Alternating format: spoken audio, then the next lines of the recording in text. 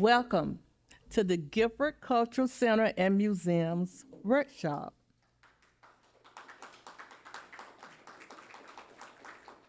We are more than thrilled to see each one of you. We appreciate you spending these hours with us this afternoon and sharing in our vision for the Gifford Cultural Center. I want to introduce our facilitators this afternoon, Joy Bailey, President of Lloyd Cultural Resources, Ted Seberbert, and I probably didn't say it right, of Lloyd Cultural Resources, and our architect, Max Brito of Rhodes and Brito Architecture firm. Hold fast to dreams. For if dreams die, life is broken. It is a broken winged bird that cannot fly. Hold fast to dreams. But when dreams go, life is a barren field, frozen with snow. Poem by Langston Hughes, Dreams.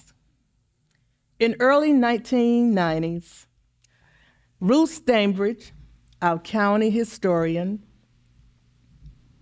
got in touch with Freddie Woodfolk of the Gifford Progressive Civic League and asked if the Civic League would take ownership of the old Macedonia Colored Church in Sebastian, a historic church that was built in 1908 by Black laborers that had nowhere to worship.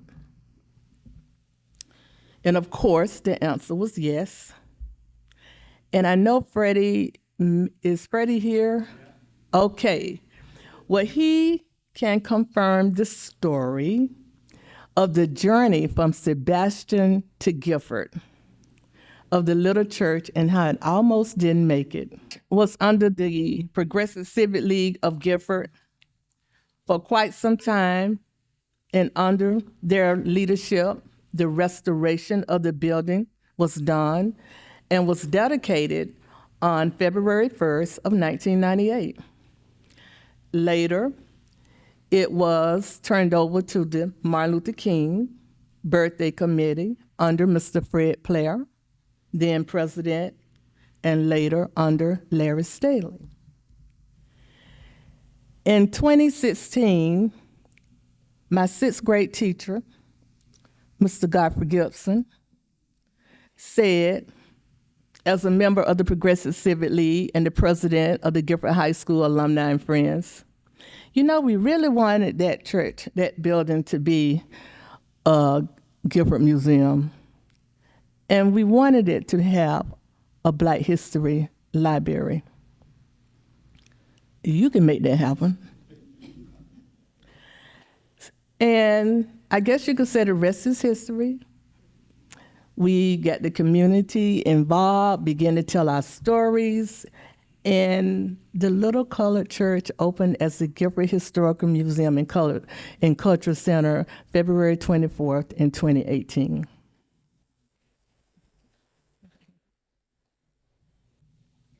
It continues to grow and progress.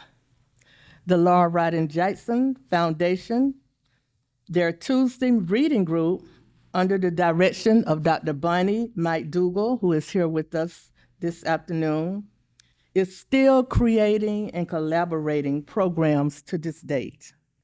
Our vision, the historic church will serve as the anchor of the Cultural Center's campus of an art exhibition hall, cafe, music, art, and film studios, Black History Research and Children's Library, and a teaching museum gallery.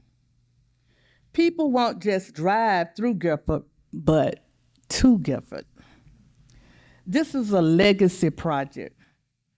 We may not be the thriving Black business, community, and town we once were. But that town will never be forgotten for generations to come. The Gifford Historical Museum and Cultural Center continually aims to promote, document, and preserve the rich history of Gifford, African American history of Walbasso, Fezmera, Osceola, while providing education on African American state and national history. The Cultural Center will continue its mission to restore the heart of Gifford, the dignity of Gifford, and the pride of Gifford, which so many of us here today carry in our hearts, while enriching cultural diversity and respect for all people.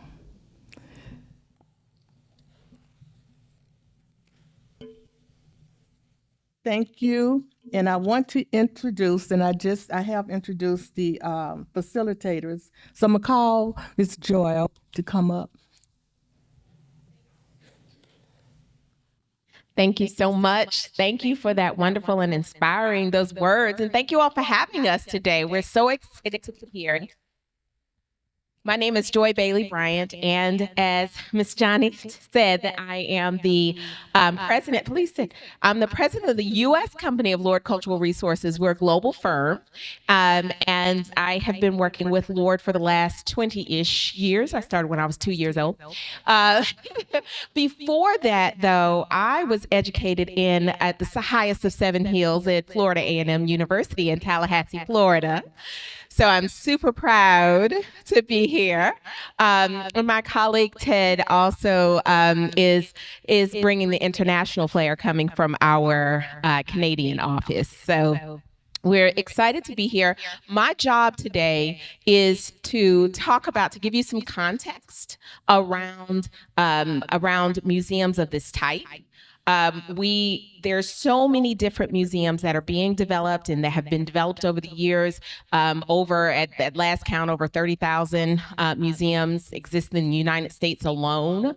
800 of them have been accredited through the American Association of Museums program. So I'm just going to give you some context, especially around institutions that have significant history in the African American story. Communicating the African American story. So I have a little presentation, but you all know our names. And I'm not going to allow this to take very long, but I'm a person that likes to know everybody's name, at least a little bit. So what I'm going to do very quickly, and you got to be fast, okay? I'm going to point to you, and you're going to say your name, and you're going to just say just either your organization or artist or whatever it is. You only got 3 seconds. I'm telling you, that's all you got. You got to move fast, okay? I believe it can happen. So I'm going to start with my friend here. Go forward. Freddie Wolf, Gifford Youth Achievement Center, and 1974 graduate authority at Emory University. Go forward. Anyone else? Chris Wyndham, That's a good title. Latoya Bullard, Miss Feast, Line Bees, but I graduated from Benedict College in Columbia, South Carolina. Awesome. Syrian Thomas, just a Nova citizen. I love it. Yes, sir. Nick Samuel, reporter, Federal News. Excellent, excellent. And yes. Sarah Smith, local fundraiser and servant for Johnny May to do anything. Awesome.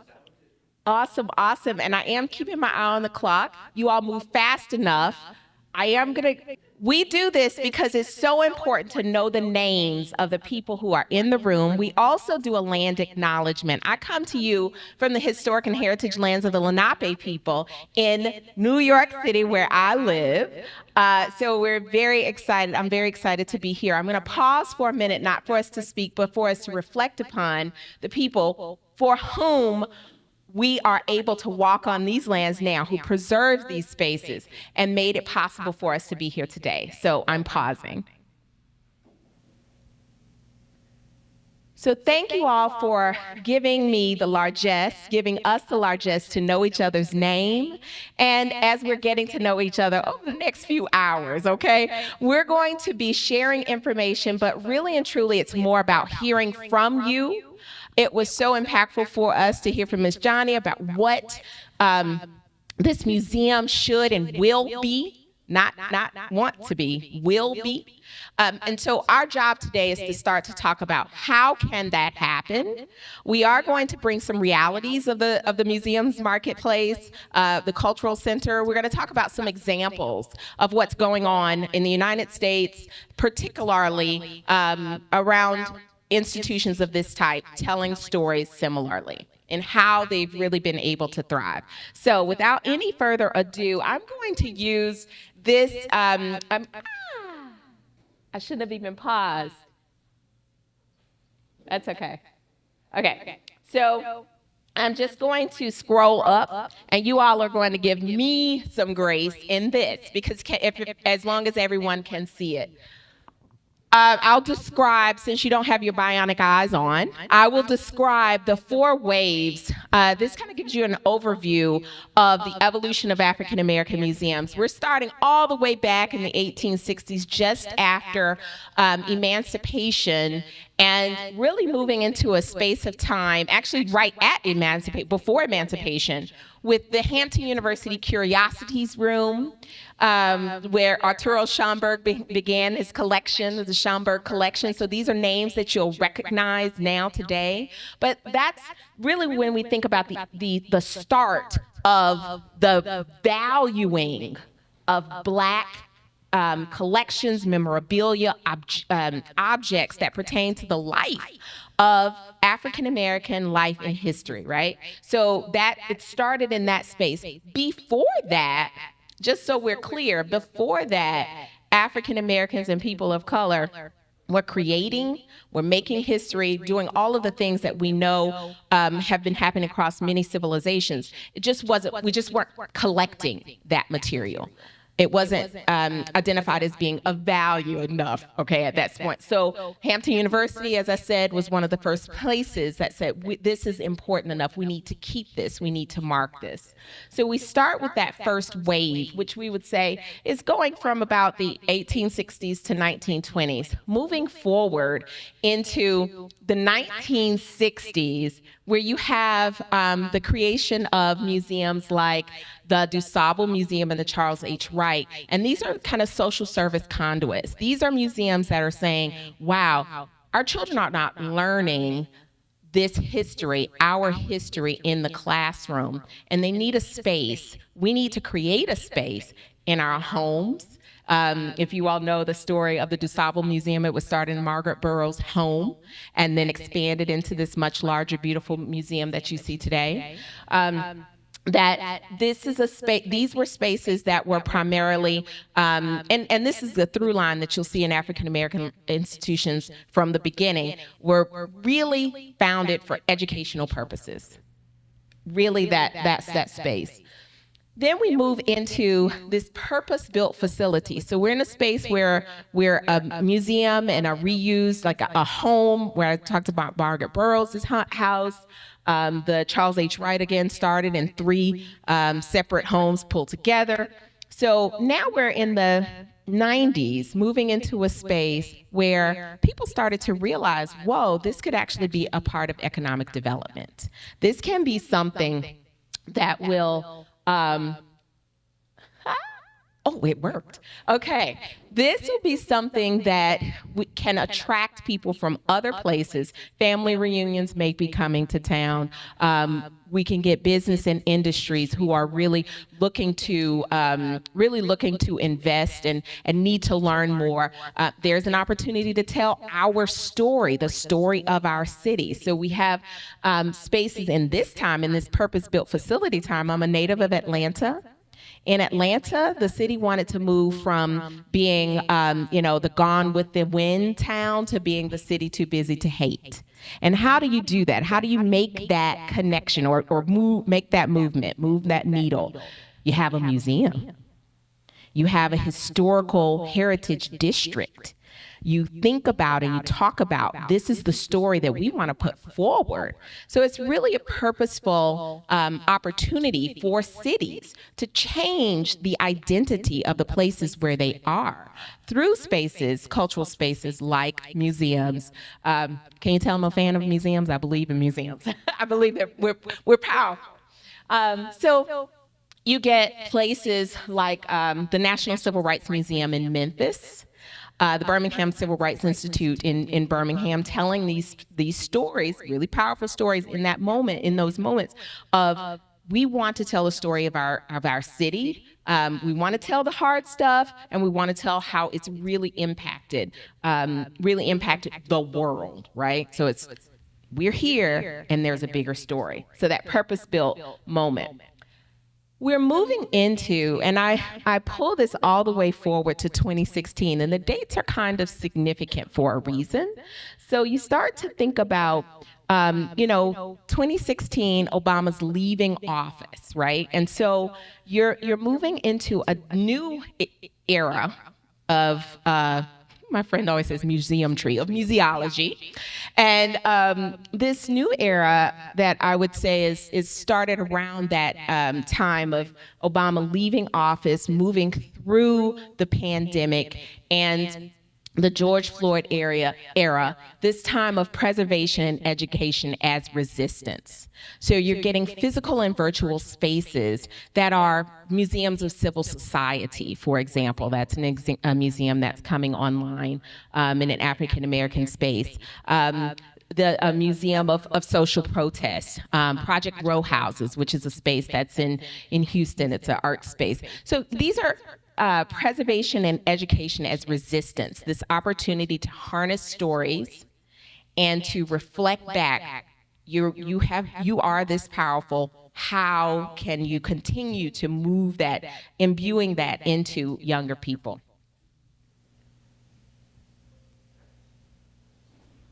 I'm gonna need your password.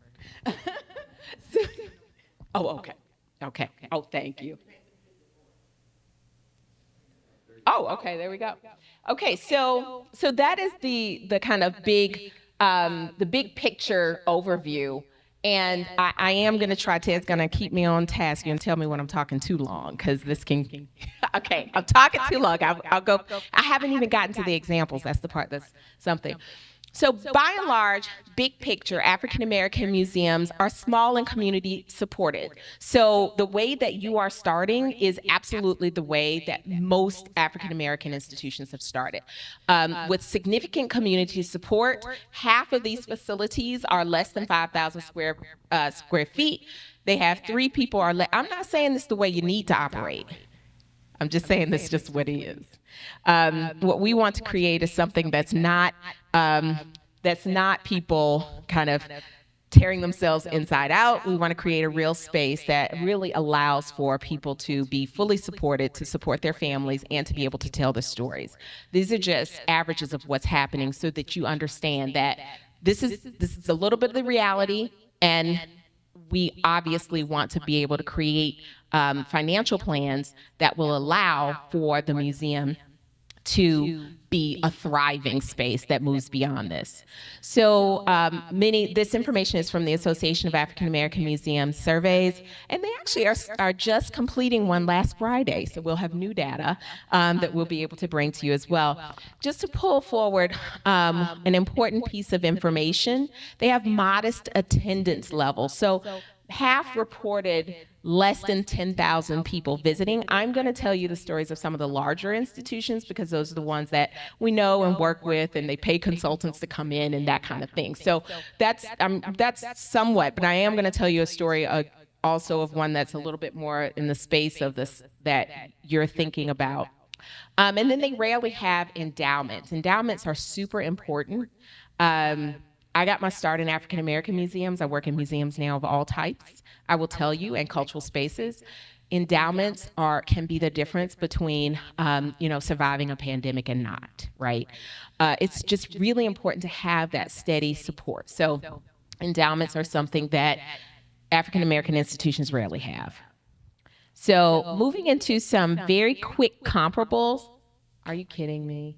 I'm going to tell you a story of the Albany Civil Rights Institute. And the Albany Civil Rights Institute, Ted, can you try? I don't know, somebody, while I'm talking. The Albany Civil Rights Institute is located in Albany, Georgia. It tells the story of the Southwest Georgia Civil Rights Movement. The reason I'm telling you the story about this space is because it opened in 1998 in the Mount Zion Church, which was the church where the Albany Civil Rights Movement had many of its mass meetings. So if you all remember names, there was a Charles Sherrod. There was a Charles Sherrod. I'll paint a picture with my words. There is Charles Sherrod is from the Albany Civil Rights Movement. There is the Bernice Johnson Regan, who is a fabulous musician. The Albany singers came out of the Albany Civil Rights Institute, and they had many of their mass meetings in the Mount Zion Church. So the Mount Zion Church, when they were moving to a new church, they said, we have such a story to tell. We have so many photographs. We have all of this. We need to open a museum. Recognize the story. 1998, they opened their museum. And it's a really beautiful, the church itself is just a really beautiful space. And as they were, the museum had been operating for some years. And the development organization firm for the city of Albany, Albany Tomorrow, recognized this museum is telling a really good story. It needs a dedicated museum building so the church can become the artifact. It became a program space. The Albany Civil Rights Institute now has a 12,000 square foot, which is why I'm going to get the pictures so you can see. But it has a 12,000 square foot dedicated museum building with permanent exhibitions, temporary exhibition space. So it's a modest size, right? If I'm telling you the stories of the other institutions, National Civil Rights Museum's 50,000 square feet, National Center for Civil and Human Rights is 30,000 square feet. And those are, kind of just nice sized institutions. But when we think about the spaces that have in those real impactful, moving, you've got this Albany Civil Rights Institute with these beautiful exhibitions in this 12,000 square foot renovation, and the church is the program space. So it is actively used. They have 2 smart classrooms within that 12,000 square feet. They maximize usage. But I want to just relay to you the opportunities that are available in this space and in this building. And we're so excited to learn that you were thinking of a 9,000 to 15,000 square feet, because that's manageable. It makes sense. You're in a space that will allow for that. And then the idea that you could have that adjacency to the Macedonian Church and tell that story. So because while I am working to get some of these images up, I am going to allow my colleague, Ted, if you're ready, would you like to? Okay. I'll tell more of my story later. Great. So does everyone have the agenda that was handed out? It's the second page. While Joy is working on that, I'll just talk about the agenda for a moment. Johnny began talking about the background, the need, and what this new expanded museum should seek to achieve. Following Joy's presentation, I'm going to be doing a presentation called "The Planning Process and Realities of the Museum's Marketplace." I call it the realities of the museum's marketplace because there should be no one in this room, if you're a city or county councilor or anyone else, that believes, we're going to be expanding. Oh, it's going to be run like a business. It's going to make money. That's not how museums work. The average museum only generates around 30 to 40% earned income. They need substantial support from private sources and government sources in order to be viable. So I'll be handing out a sheet which has those statistics. Next, we'll talk about what I call a SWOT analysis. We'll be looking at strengths, weaknesses, opportunities, and threats, and also fixed and variable assumptions. As Joy and Johnny both said, this is the beginning of the planning process. We're not here to present a report. We're here primarily to listen to you. Our work as museum planners will feed into the work of Rhodes and Brito Architects. There's Max right there to help inform decisions regarding the size of spaces, allocation of spaces. We want to get into issues like, should we charge admission or not? What kind of staff do we need? So if you look at the agenda here, those are the kinds of items that we're going to want to raise, and then to get input from you as to what your perceptions are at this process. Our job is to listen to you, but our job is to be independent and come up with our own recommendations. So our planning process is in two phases. The first phase is development. Oh, there it is. I'll finish anyway. Is in two phases. The first phase we call research, analysis, and recommendations. We'll have a series of recommendations that are based on what we hear from this workshop, that are based at looking at the experience of comparable, smaller sized African American museums, learning from your existing operation, potential resident school tourist markets, and an interview process. The interviews will be used to better understand the opportunities and constraints here, to look for opportunities for collaboration, and also to be as realistic as we can. After we go through all of these steps in phase one, there will be a phase one report, and then there will be a meeting to discuss that report with our recommendations. Once we've done that, then Max and his team get into the architectural work. Once that's done, those finalize the assumptions regarding the space, visitor experience, staffing, all of those kinds of things. And then we do projections of attendance, revenues, and expenses. So when you look at concept and business planning, Joy is really focused on the concept. What will this museum do? Building on the work that Johnny and the rest of you have initiated.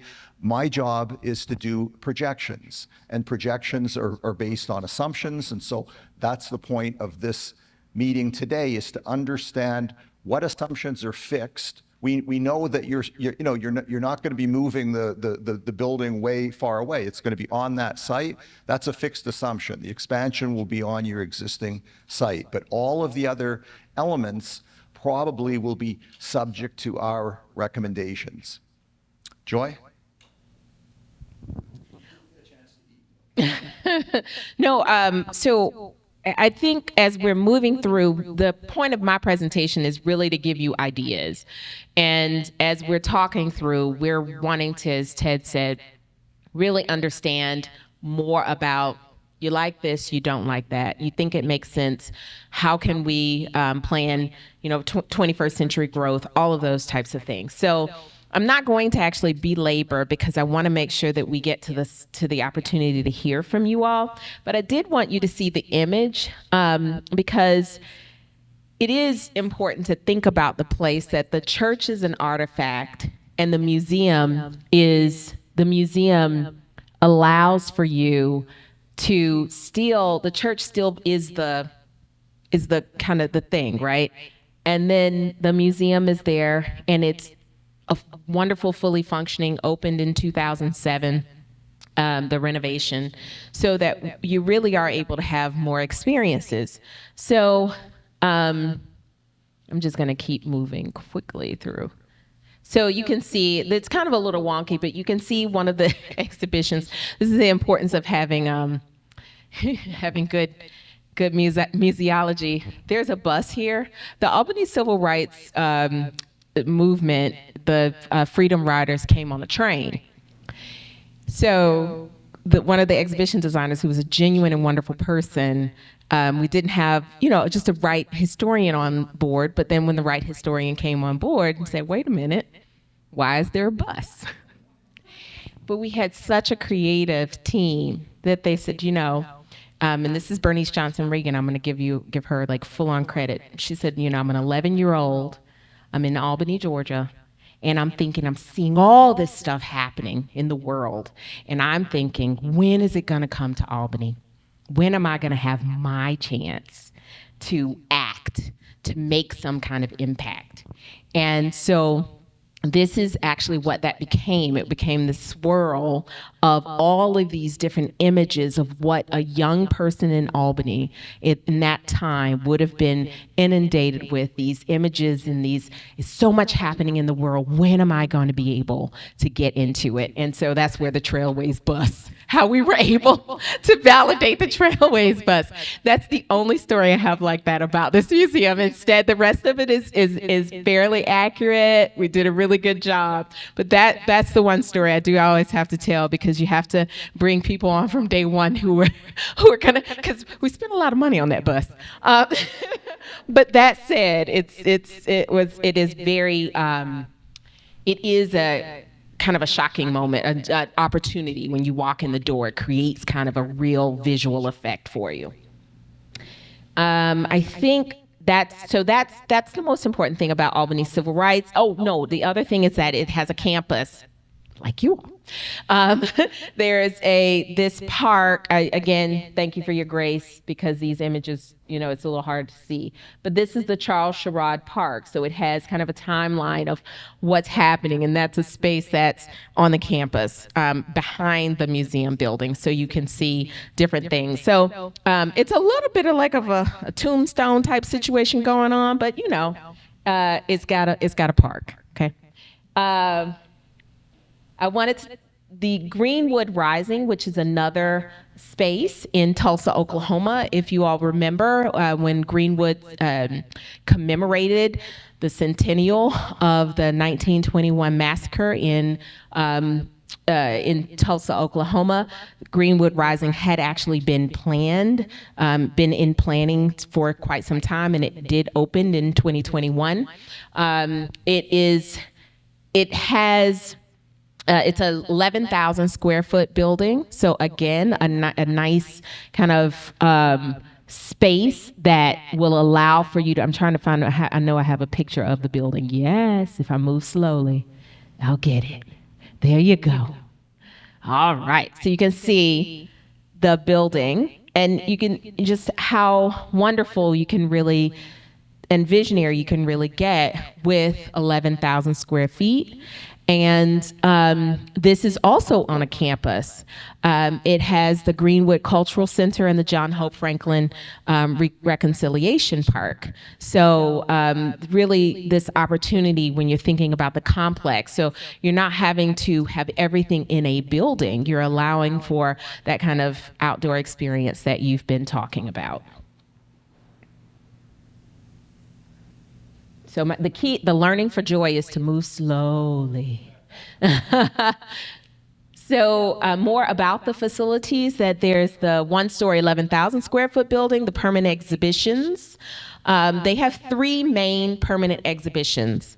And one is a recreation of a barbershop. Another is kind of it follows the chronological story of the dialogue, the journey to reconciliation. They have a dialogue space, because one of the ideas at Greenwood is that you are having an opportunity to have honest conversations.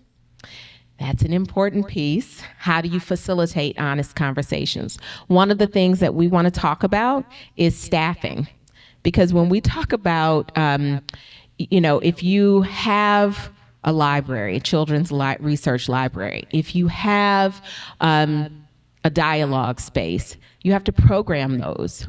And you need to, they have to be programmed on a fairly constant basis so that you develop a reputation for being that space. And you want that smart programming. So you want somebody that's good, and you don't want to feel bad about paying them $2. You want to pay them an actual salary.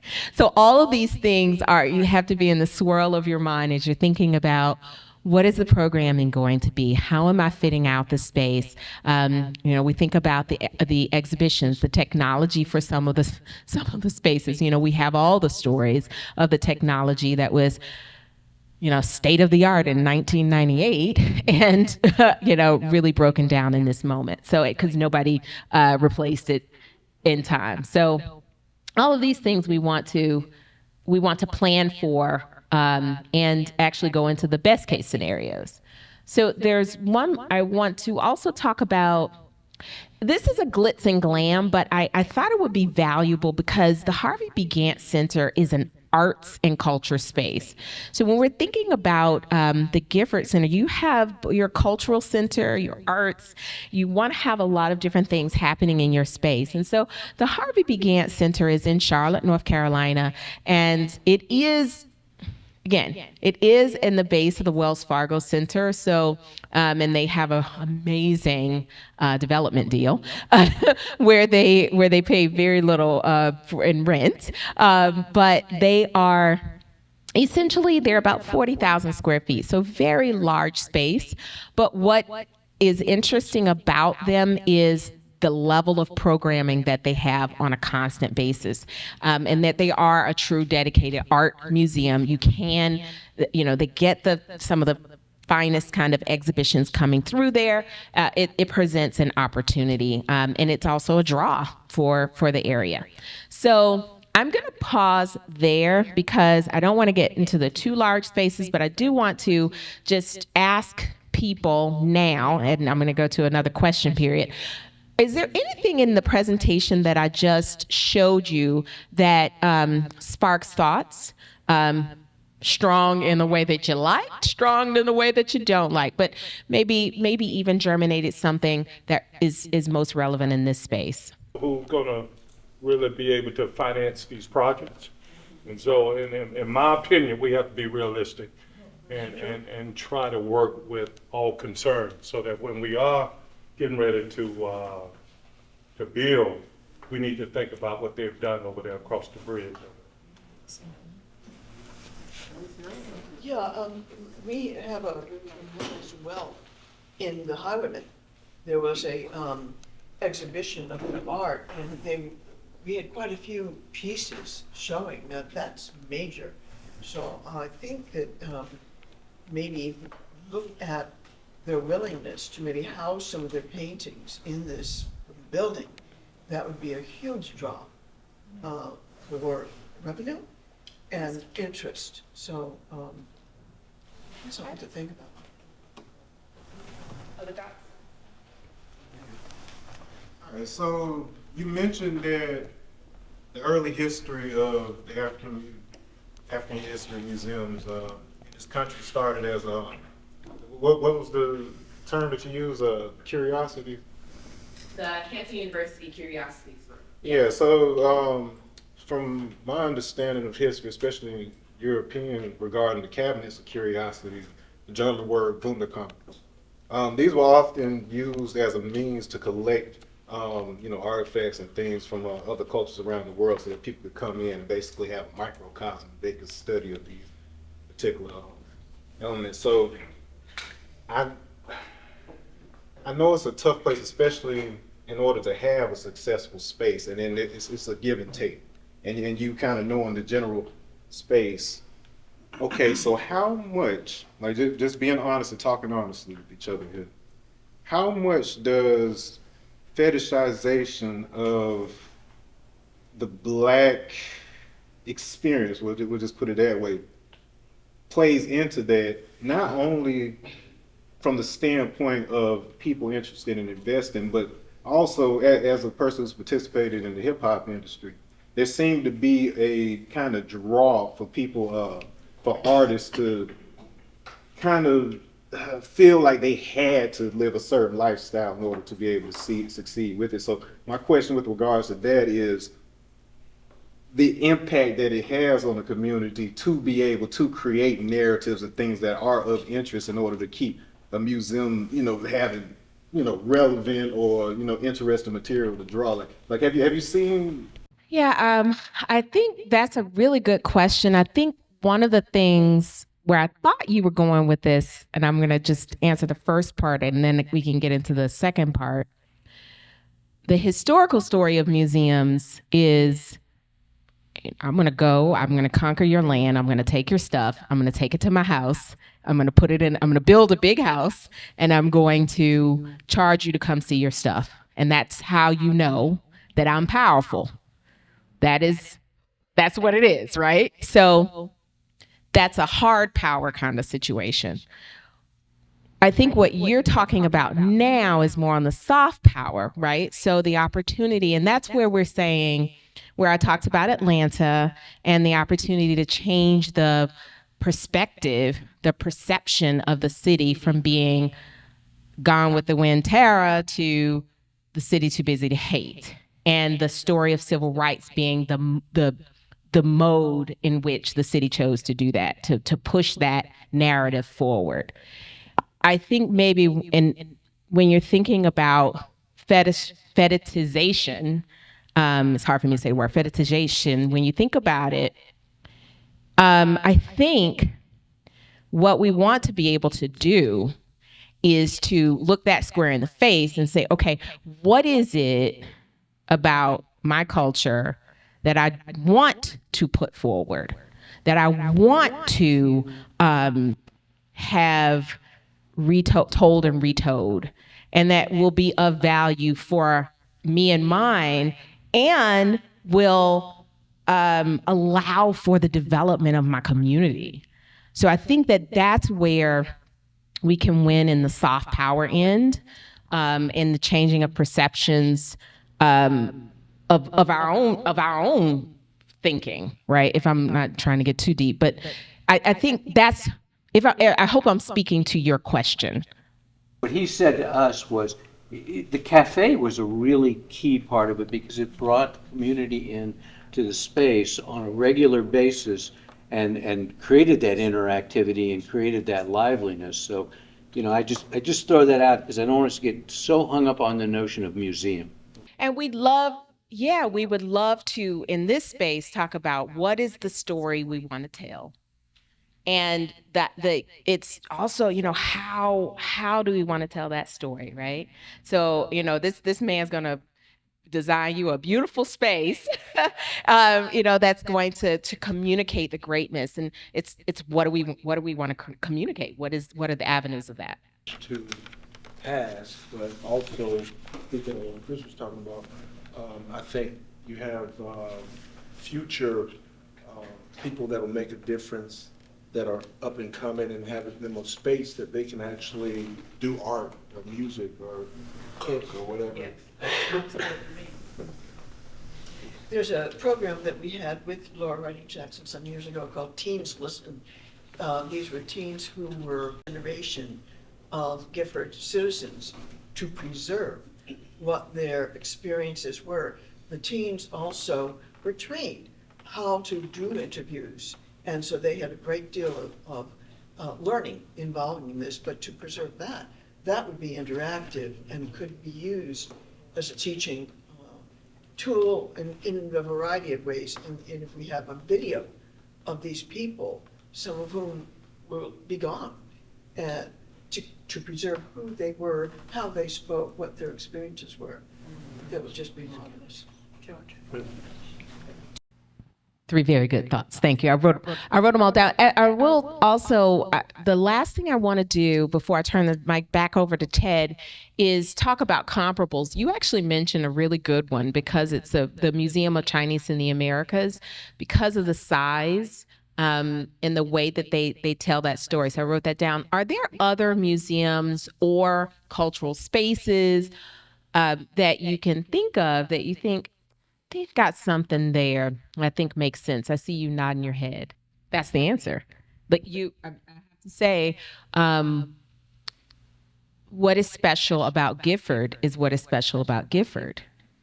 So you want to make sure that you communicate that story. And because it is important for people to understand that they live in a big wide world, it is great to tell the story of Gifford in the context of the world. But that story about the bus is very important because the narrative of the Freedom Riders on the bus is told in every civil rights museum in the country. But the narrative of a Freedom Rider who comes on the train, did you know there were Freedom Riders that came on the train? I didn't either till I got to Albany, Georgia. But that's the point. You have that uniqueness of the place. Why are we doing comparables? Because the end of this study will include projections of attendance, revenues, and expenses, and funders are going to want to know, where did those projections come from? They didn't come from stroking the beard I don't have. That's one of my favorite expressions. They come from research and analysis. So the ideal comparable would be an African American focused museum that started small and expanded. That would be the best if there are. Does the Tubman fit that? I think it does. Yeah, for sure. And right. So right. It might be a lot bigger than we're thinking of, but just the notion of starting African American, starting small, expanded. What are other examples you can think of? And it's getting redone, I think, and so forth. But one thing that was really impressive to me about this small space was that alongside the narratives, just in terms of the history, they also presented the false narratives in context, which to me was really important because I remember a number of those false narratives, and that was a good context to put it in. And then they also kind of had, I guess, kind of a resistance area, someplace where folks could express their response, really their artistic response mostly, to what they're learning, what they've seen, because everybody's coming at it from a different experience. But I think, to me, what was powerful was also putting the false narratives in context was really, and it's not a single story, and that really came across in a small space. It impacted me. It is started very small, and they're now working to build a 15,000 square foot museum in Bryant's mission. And Did the expansion take place, or they want to? no, we're raising money right now. Yeah, that's the problem. There's no before and after with that. In order for there to be projections, there's a before and an after. It can inform concept, right? The Jim Crow, but it can't inform projections of attendance, revenues, and expenses. So, nice. Once we're there. Nice. Okay, and the second thing that I want to talk about is that, we talk about this space is to exemplify Gifford and to elevate the history of Gifford. But this is primarily a Black space. And that's very important. It's a Black space in terms of the way it looks, the way it feels, the perception that people take away from it. And it's a Black space in order to represent our history in who we are out to the public. The primary audience will be African descendants.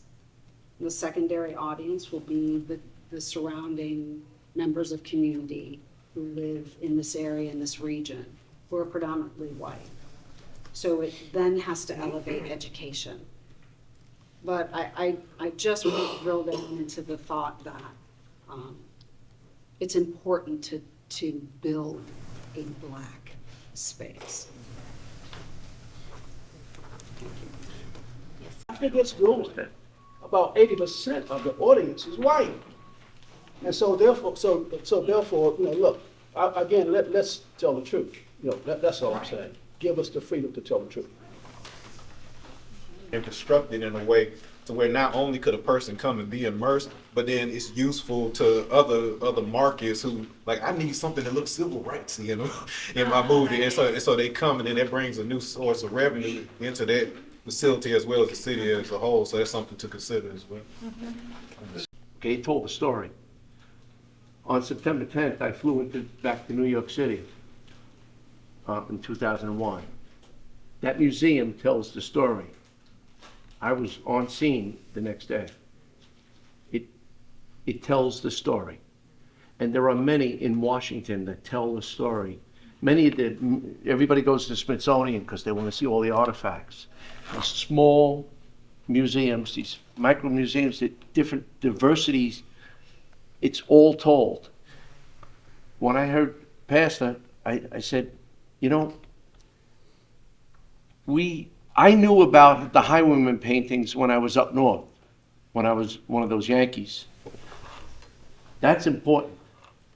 The citrus that we used to eat, that used to be grown here, that was the livelihood, the lifeblood of the community, the lifeblood of this very roadway right here, and everybody who lived upon it. That's the story that's got to be told. I mean, so I really do think that you all need to put in everything that you can to make it a reality, as opposed to it's about Black history. Because it may very well be, but a lot of greats came out of this county. And I think it will all have to be identified and categorized. There's one right there. There's many in the room. I think it has to be done, and it has to be really more localized to tell that story of identification. I think that's what you're referring to, Pastor? Absolutely. You're talking about like the sterilization, instead of it making it a global, you want to make it into about this community as well, and the big story. There's going to be opportunities in the agenda to talk about the visitor experience, telling the stories. These are your stories. We're not going to come tell you what your story should be. We're creating the foundation to build your stories on. That's the point. So there's two aspects to our work. One is concept, the story, what should the institution be, and the other is business planning. So business planning needs to be based on realism. It needs to be based on realistic expectations. As I said earlier, this isn't going to make money, or nothing like that, nothing close to that. So this document that I handed out has a number of columns. The first columns show the reality of just how small and how underfunded the existing Gifford Museum and Cultural Center is. We have data from 2019, pre-COVID. We have expectations for 2023. Attendance, 160 people, 350 people expected in 2023. It should be far more than that. People need to be learning about this history, these stories. They're not attending now, partly because it's 1,100 square feet, partly because there's no paid staff. You've got Johnny and other volunteers running this place, doing a phenomenal job with look at how small the budget is. There's no real earned income. There was a fundraising event in 2019 that generated some money. That hasn't taken place. There's no admissions, retail, venue rentals. Venue rentals are a big revenue generator for all museums. You don't have the space for that now. You have no endowment. Joy talked about the advantages of an endowment. The challenge, of course, is it's going to be tough raising the capital funds just for the building, plus the endowment is going to be really tough, but maybe there's a funder that believes in operations that will provide that money.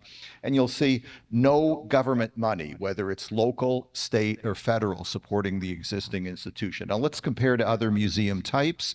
Most important is the history museum historic site. That's what you are, that's what you will be. And then there's the total sample for a museum. So you see around 35% from earned income, admissions, retail, venue rentals, etc. 33% private donations and sponsorships, 12% investment endowment income, 21% from government sources. So all I'm showing you here is when you get projections in the end, it's going to be reflecting this reality. We're going to try to come up with recommendations to be better than average, but the municipality, the state, private funders need to know that, not just putting the money in the building will do. People get their names put on buildings. They like that. People don't like paying for salaries and utility costs, etc., but that's what's going to need to happen. Any questions regarding the what I call the realities of the museum's marketplace before we move on? No? Okay. So the next item on the agenda is SWOT, fixed and variable assumptions. And so, as I said, projections need to be based on assumptions. What is it we are going to be planning? So at this point in the process, we need to be listening to you regarding what your perceptions are of the strengths and weaknesses, what assumptions should be fixed, what variable, what should we be thinking about in terms of our recommendations. So we're going to start with the site and the building, and I'm going to turn it over to Max to lead that discussion. Thank you, Ted. Just before I get started, just give you a little more background of who I am, where we come from.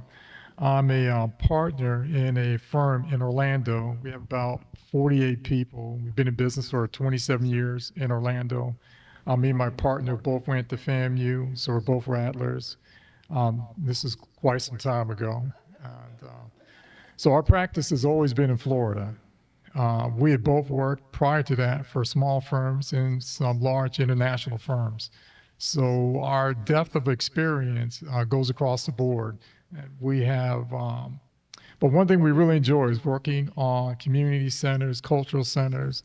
You know, for us, is our way of giving back to the community. This isn't a project that we consider ourselves to make a lot of money on. Actually, we usually end up losing money on it. But that's not why we do it. We're doing it because, again, it's a way for us to give back to the community. Same thing with churches. We don't do a lot of them, but when we do, we put a lot into it. We have one that's getting started to go in construction. We have a cultural center that's finishing up right now, and it's close to the size that you're trying to do. It's in a existing building that was abandoned for quite some time. Orange County took it over. It used to be an old Gooding's grocery store. And so we kept as much of that building as possible and kept the shell and just built the cultural center into it. And so when you look at the old building compared to what is done, it's night and day. You wouldn't even recognize it. But what was there is still there. And it's still part of the fabric of the community. And the nice thing about that project was, it's in a Black community in Orange County. The background of that community is very, very diverse. And that's why we call it the multicultural center, because there's so many different cultures that fit inside that building. And we were talking earlier about art. And so there was an art competition for that project, and it was commissioned. An artist out of California won the competition. She did a beautiful mural that was really indicative of the multicultural nature of the community, and really kind of became the concept behind the whole project. And Ted was talking earlier, just a few minutes ago, about concept. Now, we're not going to get too deep into that today. This is really the genesis, the beginning of the project, where we're getting more into the planning and, you know, what do you want to see? There will be more architectural meetings when we get deeper into the concept and deeper into how does the building fit on the site? What do we do with the site? Because you've got some great opportunities, and I guess that's my segue into the strengths and weaknesses of the site. Now, we're just getting started on the project, even though I've been a part of it for quite some time.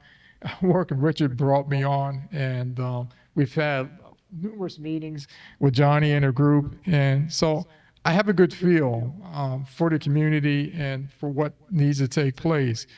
But we need to get as much input as possible.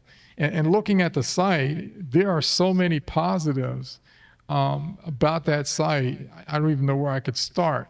I mean, the fact that you have an existing building that's historic, that was brought to the site, the old church, I mean, that's phenomenal. Now, I will say, it really does need to be a big part of what we're going to do.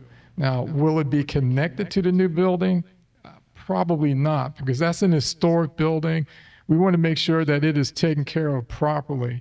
Now, we have done historic projects in our practice, and they're very delicate. So you have to be very careful with what you're doing. But we think it needs to have a prominent position in whatever we do and really be the heart of the facility. And how we get there is going to be through a lot of different conversations. The other thing I think that works very well for this project is you have a park that's being underutilized right now. And we have an opportunity to master plan that park along with the cultural center. I think that's phenomenal. That's a great opportunity to be able to do those two together. And when you look at the park, it doesn't have to be all ball fields and different things. It could be contemplative spaces, different spaces where people can come together. And there can be art, sculptures that's in the park. And so the park and the building become together. Because when you look at a building, the spaces outside of the building, in between the buildings, are as important as the building itself, because there's a lot of activity that happens outside. So we want to make sure that we give you a curated experience. So when you come to that park, you know you're at the Gifford Cultural Center. And I think one of the things that could be really powerful with this project, there's a lot of programmatic things we want to do, but there are spaces we're going to try to put in there that the community can come and take advantage of. Even businesses can come and have a retreat at the cultural center. I think that's important because I think the more you can get the word out about what Gifford is doing and what Gifford has done, again, that's the historical perspective. You're bringing it out to the community. I think that's very important. So I think as far as weaknesses for the site, as big as it is, it's still fairly tight because when the building goes in, the parking goes in, you're also going to have to put in stormwater retention. All of these things start to eat up that site fairly quickly. But these are things that we're going to look at in depth. We have a whole team that's working with us, civil engineers, landscape architects, mechanical, electrical engineers. So we'll be able to give a very realistic understanding, a view of what you need and what it's going to take to make this project successful. And then the end of that, we're also going to put together a cost estimate so you'll know how much it's going to cost, which I think is important. And a lot of times when we do a project, especially one of this nature, it's more of a master plan. And so don't get concerned when you see that initial number. You don't have to build the whole thing at once. It could be a master plan you bring it in phases. But to be given the opportunity to look at the whole site holistically, that's a great opportunity. And we're going to try to take advantage of that as much as possible.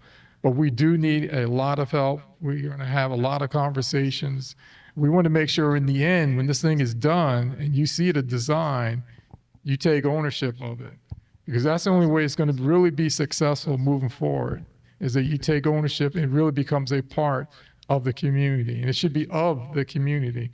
I want to learn more about the history of the park, more history of the church, and go back and look at the old site, find historical information and documents that support all that. I mean, there had to have been events and things that have taken place on that site that should shape and mold what we end up putting back and what we put there. Because I think it's important. Whatever we put there is going to be there for quite some time. So it's generational. You should think of it in that respect. But don't let me run on. I'm like Joy. You give me the mic. No, it's addictive. Go right ahead. This message back. Right. And we're going to be in the room with him, advocating on behalf. So y'all need to start working now so that we can go ahead and get this project started. Whoa. So I guess one of the questions to the group is, do you perceive or see any strengths or weaknesses with the existing site that you might want to bring forth that we can take note of? The county owns the property. Some of the strengths off the top of my head would be there's not a lot of wetlands. So welcome to Florida. And Yes. we're often trying to build in wetlands, and that's very complicated. To your point, stormwater will be an issue. You think you have a large site, then you have to capture and meet all of the stormwater requirements with new construction and impervious surface.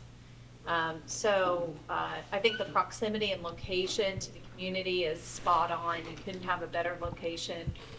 So that's definitely a strength. I think countywide, because it's representing the central part of the county. It's easily accessible from US 1 and even from 58th Avenue. So that's definitely a strength. I think there's also strength in the fact that you have other parks and other county owned and run facilities nearby that can be an attractor. So maybe the site is a half day, but then you can go here to Gifford Aquatic Center or to another location for another half day event. So you could work with the relationship and proximity to other parks, for instance, so that you can draw visitors in from those other adjacent or nearby sites. Those are just the ones off the top of my head. The county's already, and the Board of County Commissioners has already presented a letter of support. The county is in position to work out a lease agreement, so you don't have any hitches in terms of being able to make that transfer so that the development can occur. Andy, who had to step out, has already expressed his ability and willingness to work through the community development aspects of planning and design. So I would say you have a lot of really positive things that will help with the momentum of moving the project forward, and a very open and responsive board and staff to helping to partner with the project. Yeah, thank you so much. Appreciate it. That's great. Young man in the back. Residential situation around that area, of course. And I was wondering what the level of pushback is from residents, because especially in like a small town, like unless you live in like a city, like say like New York, you're not thinking about like skyline type stuff. Like is it visible from this area? Is somebody, like, you don't realize that it's a problem that your view is blocked until somebody drops a building in front of it, and then you know, residents often aren't thinking of those sorts of things. So like how are those types of things being kind of addressed in the design? Yeah, you know, looking at the site as it stands right now, I don't think that's going to be an issue, because I think the building we're going to put will be far enough away from the residential that visually it shouldn't be that much of an impact. And it's more likely it's going to be a single-story building. So it will have some height because we do want it to be visible, but we don't want to have an impact on the residential. Thing for both events as well. You know, it's going to be. It's a positive. It's a positive, and it's going to also coincide, I say, with what's going to happen with the cultural center. You know. So where exactly is it? It's right off 45th Street. The museum is right off 45th Street as well, which the building, I guess, is going to be facing Gifford Middle. Right. Yeah, but it still will, you know, bring attention to that street. Sure. And there would be a lot going on as far as, yes. Is it going to be two different buildings? Yes. I think reclaim the name of Gifford. Okay, so that's a great strength right there. And also, it's in Friendship Missionary Baptist Church, a front yard. So these are also strengths. Okay, so thank you for that. That's a lot of synergy. Go right ahead. Yeah, my experience is that concrete circle is filled with music, dancing, tents are put up. So I envision a big circle with the new building facing the church, and that whole circle can be used for socializing and events. And to me, that's a great strength right there. Oh, I think that's a great idea. I like that. With the school district on the spot here, one of the things we know is that form follows parking. And the school next door has a very large parking lot. If with some arrangement, conjunctive use, off-hour times could provide parking for very large events at the cultural center and eliminate the need to park on site, which is a big deal. That is a huge deal, because then if you do that, you're able to reclaim more area for the park. So if you can make that type of relationship, that's fantastic. Lady in the back. It has several outbuildings the sides of major exhibit hall, and the Henry Ford Museum in Detroit, which has a huge exhibit hall, and it has a village. It has, it has old slave quarters, and I'm not suggesting that, I'm just giving you an idea. They have old slave quarters. They have the Wright brothers' original building. They have the first production line building. So if we had the park have one of the old an example of one of the old homes. Somebody said something about the citrus, have a little area that is like a small citrus field, have one of the little stores so they could buy snacks, have a small whatever the restaurant used to look like. I know there were clubs down on Dixie to represent something. Then you build like a little village in the park where you're walking around. And that's not to eliminate or exclude the main building. That would be my vision of the park.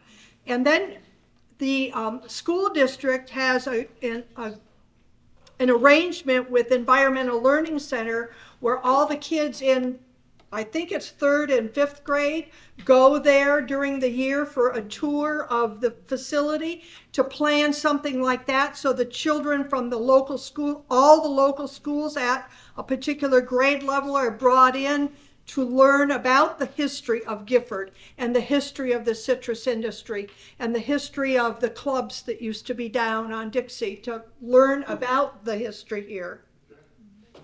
Already walked through this process with the building next door, which is the Gifford Youth Achievement Center, where I've been now for 26 years.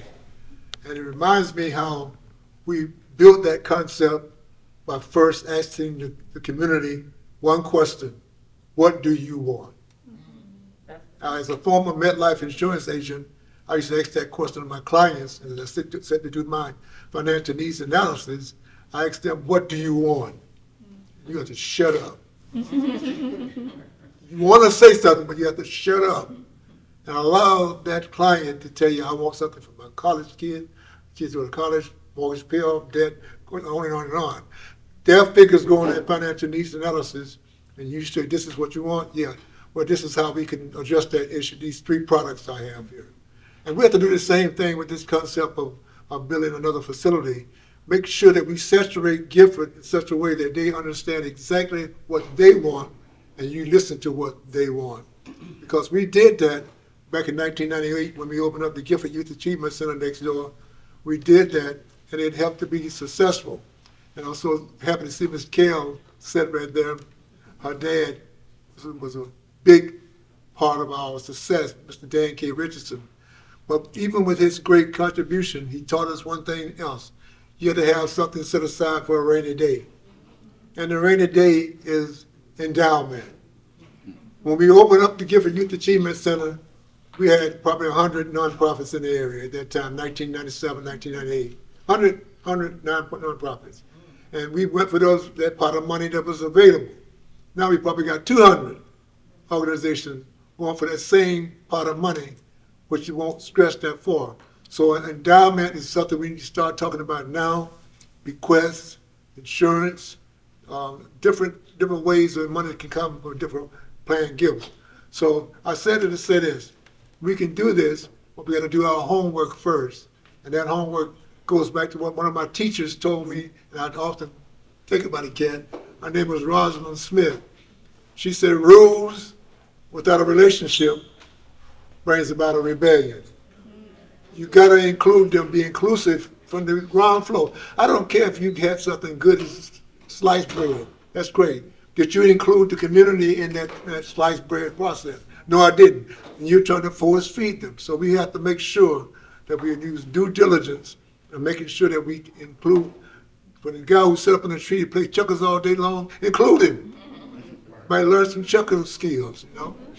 But the main thing is include them so that somebody said, you know they're going to build a museum there on 45th and 20th. Oh, I didn't know that.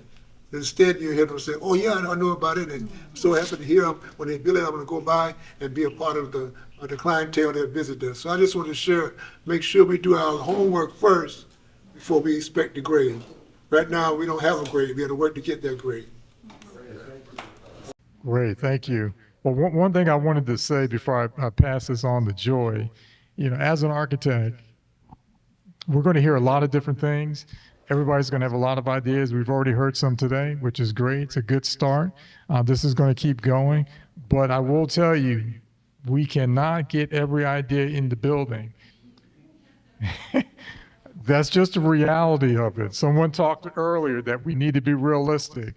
Well, I guess the buck stops with us, because as the architect, it's our responsibility to take these ideas, sort through them, and kind of get to the essence of what really was said and what really needs to happen, and take that and develop a concept. And we'll actually come up with 2 or 3 different ideas where we'll present it, we'll have discussions, we'll go through that, and then we'll change those. And then we'll have one concept, we'll discuss that, and then we'll make more changes.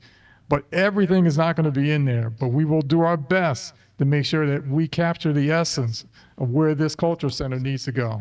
Only because of the way it will limit access to the museum at certain times of the day. And if we're trying to keep it viable, that is going to be a concern. That's exactly what we were thinking. That would only be, we definitely need parking on site. But if we can put 50% of it at the school, that would be great. But we definitely need parking on site. You're absolutely right. It's something that would, to me, would reflect what I know of the community. And I think the fact that a place of worship is a foundational piece of that is a real strength for the site, because faith is a huge part and is a huge expression in the community. You need to take a look at all the different possibilities for getting to the museum, whether you're a tourist or whether you are, living in Gifford. Especially times of year when students are out of school, it's hot. There aren't a lot of covered bus stations where people can wait, especially in Gifford. There's not a lot of safe sidewalks in Gifford. There are real transportation issues that are bigger than just this small area of the park. Well, listen, I'm going to pass this on to, absolutely, I'm going to pass this on to Joy. Thank you so much. And so, okay, it feels like we're getting a little bit moving, because we know that we are going to be able to take a break around 3:00 but let me take the temperature of the room. How's everybody feeling? You feeling okay? All right. We can make it through. We can keep moving. I'm going to give you that break at 3, I promise. So we hit upon something important, which is organically the Gifford Youth Orchestra. That would, in our mind, all of our ears went up like this, because that was something we didn't know about. What we're wondering is, what else is happening in the area? What else is happening? We could even, if we want to think about kind of geographically, what's happening in, so I live in New York, born and raised in Atlanta, went to school in Florida. I know. I would normally say walking distance. I'm going to instead say reasonable driving distance, okay? And also realistically, the heat and, I do actually understand. What is happening in the space near where the Museum and Cultural Center will be that we need to take note of, good and bad, or if we don't want to talk about it in those terms, strengths and weaknesses, that we see coming online that will be impactful, we think might be impactful for the Museum and Cultural Center? So how that happens, I have no clue, but how do our kids learn about the Black history and the awareness of what was, and obviously what we're creating is what should be, could be. So that would be one. The second is sort of like the you spoke to it. I guess we'll call it. It's seeing this opportunity as a catalyst for the greater community. And I know that's not what we're here doing, but how do we do that as well, so that people that are in the room are hearing, people who aren't in the room hear about some growth, hope, and future of this great town called Gifford. So to me, both of those have to be built in, not necessarily physically, Max, but just, experientially. And then the third is just sort of like you talked about attracting people, and what even with greater, it's like foods and arts and music and things like that. How do people get people from all around coming? Those are my three thoughts. I think in all of this, at some point, the name needs to be very purposeful.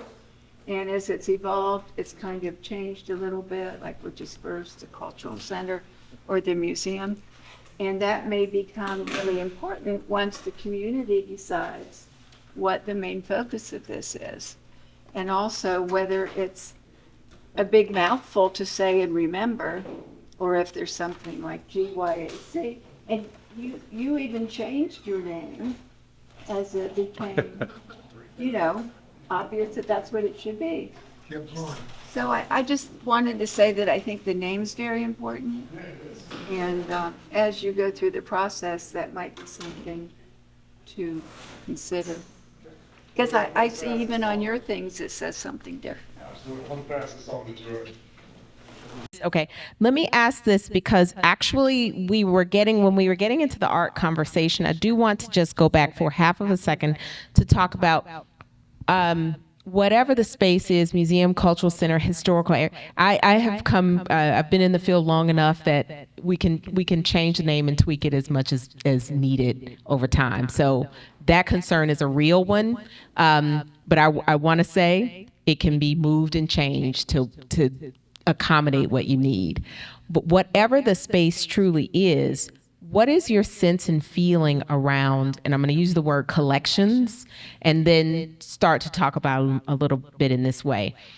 When I talked about that first experience, the first wave of collecting artifacts of African American ephemera, that was a space where you say, okay, this stuff has value. These people have value. I will say, you collect a whole bunch of that. You've become the Smithsonian of the place, and you can only display 2% of it, right? We are making an assumption that's not what this is. That doesn't make sense for Gifford, for the museum, cultural center, or whatever the space becomes. It doesn't make sense for it to have like that kind of deep collection, but at the same time, we would like to get a sense of how you all feel. We know you want to have some aspects of like research happening.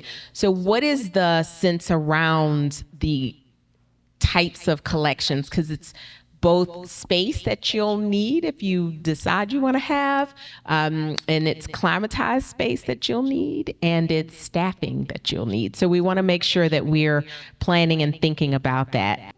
Thanks, Joy. Yes, all of the above that you said. But in addition to, I want to say that we have a donor, and Ted, you'll be speaking to him probably over the next few days or next week, that has committed to donating to us his entire art collection. Quite a bit is African American art from the continent of Africa. However, he asked if we wanted everything for educational purposes because he wasn't sure. And of course, we said yes. And so the collection represents about 5 continents over a period of 40 years plus of his collecting. There are a couple of pieces that 2000 BC. So we have maybe 7, 8 pieces in the Gifford Middle School, in the Gifford High School Alumni and Friends Legacy Room, but there's much more. So we have to consider, are we going to just have storage space or what? But we want to be able to use that collection also, to teach and have on exhibit from time to time. And I'll let our guests, talk about maybe what they see we might have also. Thank you so much. Quite a magical time. And we certainly want to have a space where we can have our books available to children and can have programs. Right now, our space, we have no space for chairs. So what we have are stuffed animals, which is great, and I love it. And the children lean on them. We have a beautiful rainbow rug, but we need a little space to store our books and have programs there. And we certainly need some staffing, which we ourselves are working on in terms of within the schools, maybe getting volunteers, but we'll need some help with that. Dana. Oh, I love this. Stay close so you can run the next one. It would be nice to have a permanent space that houses the definitive Highwayman collection. And all of this is dependent upon the types of space, whether they're permanent exhibit spaces or temporary exhibiting spaces, because the museum can also then take in traveling exhibits that are aligned with the museum's mission and Culture Center's mission. So. Yes, I do think that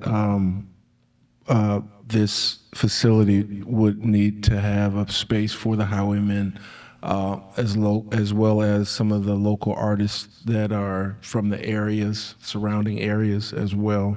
But I think this facility, also, just as she just said, being able to bring in rotating exhibits from Tallahassee or Orlando or different people around that's related to the Highwaymen.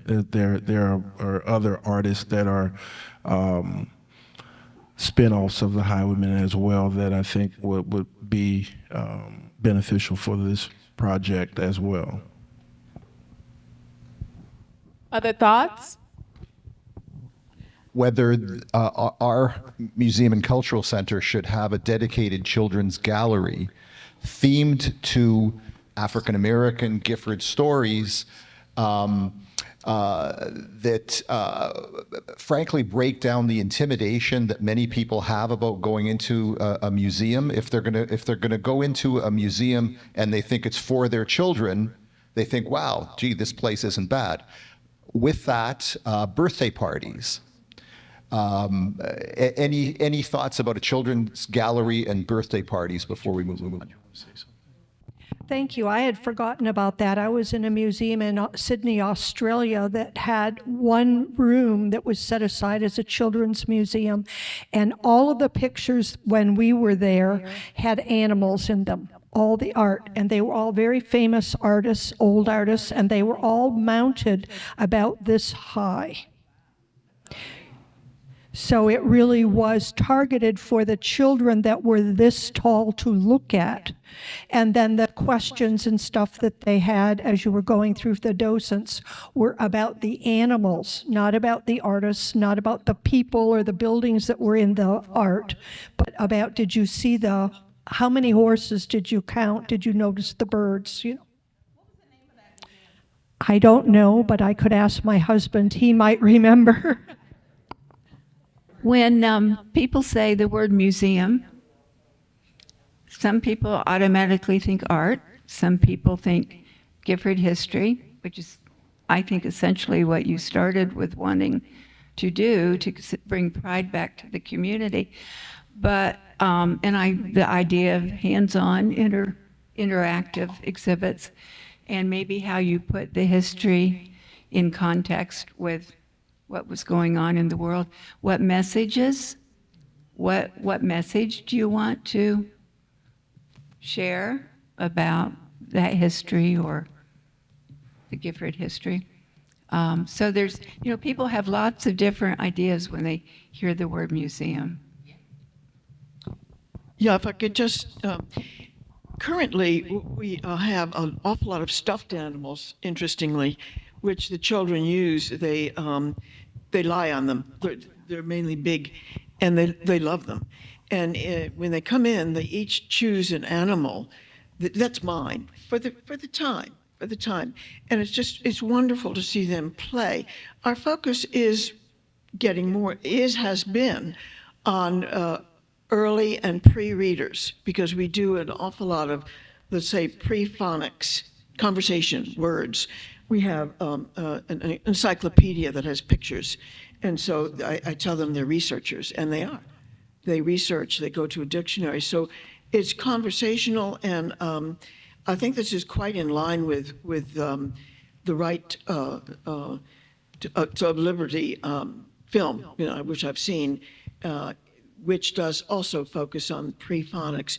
So to your point, I think that would an expanded space where we already are very visual and focusing on younger children would really fit in, because those are the ones who have the little birthday parties and such. And then Pastor. Did you go to the gym today? It's good. So as obvious as it is to all of us, it hasn't been said, but something is going on in this state right now that makes the educational aspect of this museum absolutely critical. So, the extent to which children are involved, the population in general involved, God, help us make this era pass very quickly. But at least for now, and hopefully never again, that educational aspect is central to what you're doing.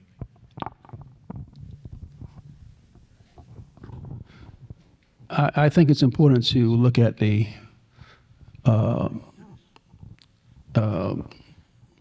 putting forth the past as well as the present. The school, the old Gifford High School, the old Club Ballet, these are places basically that we had artists coming through because they couldn't go anywhere else. You're looking at Joe Tex, Ray Charles. They came here, James Brown. They came here, okay? Unfortunately, we don't have Club Ballet standing any longer, but we do have Gifford standing there as Gifford High School. So it's important for us, amen, to include that in the story because that was a part of the heritage of Gifford. May I speak from this mic? Okay. Tremendous about the cultural draw and excited. This is not culturally related, but if this is going to be a place, an epicenter for the community, for tourism and an attraction for school trips, the youth to know where this community was, where the world was, it might be considered, I don't know, as far as a concession, a place for people to be nourished. There. Just as an aside, I know it's an additional cost factor, but whenever you take children on a school trip, when it includes them eating like you put out today, you get everybody's attention, and it could be a longer experience, and they'll stay longer, they'll absorb more, and have more education and enrichment. So I just wanted to throw that out there. I don't know if anybody's thinking about that. All right, so my name is James Broxton. I'm one of the people who I would love to piggyback off of what he was saying and what Mr. Darasol was saying there, Pastor Darasol, about the music and having a place where people can come. That's what I do for a living.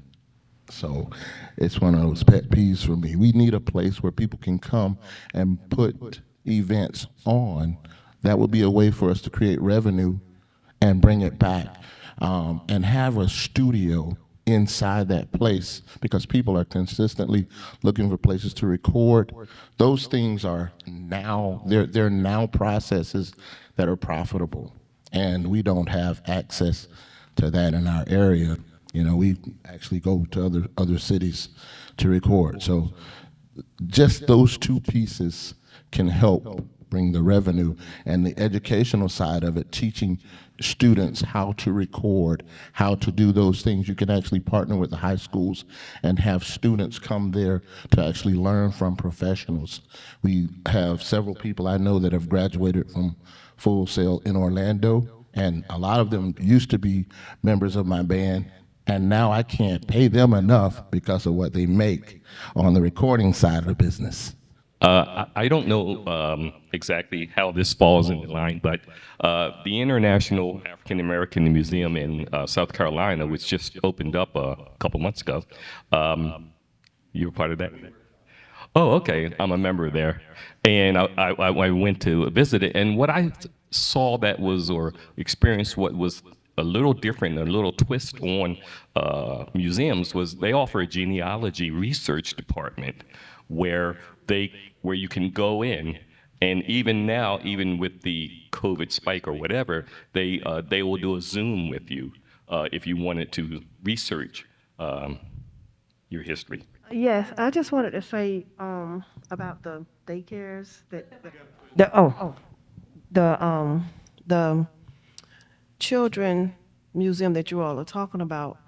When I went from Kansas to California and overseas, the daycares are basically the same thing. It's just different cultures, and they're teaching different things, like you said, the genealogy and all this other stuff that they're teaching. And they even had the computers for their age groups. And I thought that was very, very unique about the different cultures that they had. And then you're talking about Gifford. I have a book that has a lot of stuff in it from how the Gifford started and how Wabasso and Sebastian, all those surrounding cities, that's in that book. And it doesn't have an IP number or anything on it. And I can show it to you one day. But I think all this is good, and this is my first meeting, and I'm really enjoying it and picking up a little tic-tac here and there. Thank you. So I just wanted to point out, oh, that's loud. I just wanted to point out that we have many different coinciding museum spaces that are coming online. And what's really beautiful about that is that we could really identify separate purpose in each of the different facilities. So while we've talked a little bit about agriculture or citrus and being able to tell that story, we may point to another facility that has the opportunity to present that story. And so we could be touch points to each other. So I would point out the Jones Pier Museum is going to be talking a lot about fruit and the citrus industry and transport of goods and services through the Indian River Lagoon. And that'll be coming online in the next year or so. We're also doing the Cragle site. We'll be having a walkthrough museum, which is going to be talking about natural resources in Indian River County specific to Pelican Island National Wildlife Refuge. And we also have our Archie Carr National Wildlife Refuge. So those are great story points for us. Then we also have the Hallstrom Museum, which talks about pineapple and agriculture in the southern part of our county, and we'll be cooperatively working with the Historical Society on programming in that area. You also have the Jackie Robinson Training Complex, which is going to be another site that talks and could focus more specifically to athletics and the cultural history, which is not too far away from this particular site. And then you also have the Jimmy Graves Complex, which is going to be an extension and expansion of my understanding for both athletics, arts, and also communicating opportunities for our young people and how they connect from high school to adulthood. So I just think it's really exciting. I wanted to make sure that you all were aware of these different museum areas, because when we're talking about the things that we would like to do, we may say this is a good place to have a touch point to point here. And so we wouldn't be missing it necessarily, but with collaboration and with exhibit space and design, you could start pointing those resources and really creating a nice circuit for people who could visit to get that specific need or information. And on the genealogy aspect, my thought was actually the same. We have a very strong genealogy department in our library. I'm so proud of our librarians, and we have a whole space that's dedicated to genealogy. So again, it could be a center, so it doesn't require a lot of space, but it points you to the main library where those services are available. Yes, I just wanted to piggyback on the idea of the recording studio. At some point, I've heard people talk about oral stories, and everywhere I've gone in Florida, so many people are from somewhere else. But when I'm in Gifford and when I'm talking to the residents of Gifford, they've been here for a long time. I learn things that I don't know from other people around Florida who grew up in the Northeast or in Chicago or wherever else. So I think the idea that we capture these stories, we are making the history today, you pointed out. And those stories are important for the young people. I know Laura Riding Jackson has some young people writing resident stories of older people in Gifford, but this is a real opportunity to record them for all time. To your point, our whole concept of a children's library is comfort and fun and cozy and nourishing. So that could easily transfer into a party area, definitely, almost already set up. And if there is a connection, a Zoom connection, we could bring, to your point, we could bring in exhibits on a television screen for the children, or in a party sense, you could bring in something more fun, whatever that might be. So use it to fill the imagination of these children. It would translate into a multiple purpose room for that purpose. I think there's also a story in the houses in Gifford, some of which were moved from the old spillway to Gifford. And basically, some of the ones that were built in the 50s, 750 or so square feet. And whereas it was a family of 7 or more in the house. And we had our tournaments that we hosted, basketball tournaments for the area. And basically each family, because they couldn't go downtown to the hotels down there, we had to host them in our homes. So therefore, we had to sign up to keep 2 girls or 2 boys or whatever it was for the tournaments. So the houses tells a story. That's a big part of our history as well. So that certainly need to be included. Okay. Other thoughts? Okay, is your hand up to speak? Okay, go ahead. The elephant standing in the room. Okay, so Florida looks very different from the outside. We just got back from Georgia about a month or so ago. So in terms of the national conversation, the way the eyes point at Florida. So there's obvious issues at the forefront that he mentioned earlier. And my dealing with people in downtown Macon, like trying to get resources to the people who need them. What I found in going in and listening to these people and not going in with the heart of not with an agenda, not having any type of expectation, just hearing what it is that they're trying to do or they're trying to get. What that allowed me to do was say, okay, well, here's what we're going to do. I'm going to create a situation that appeases you, but I also get what I want. This is what I want in return. And so what I'm hearing is this shining opportunity on a national scale to show a solution for this conversation. And okay, if you don't want this conversation happening in this particular setting, here's a whole building that's dedicated just to that. Send them over here. You ain't got to talk about nothing. When you could tell them whatever you want, and we gonna straighten them out when they come over here.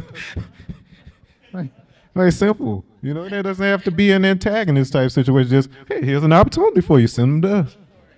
Well, we are talking about opportunities. So, hey, that sounds good. Now you're ready. I agree. And this goes back to this little piece of paper that we received that had the distribution of income and expenses. And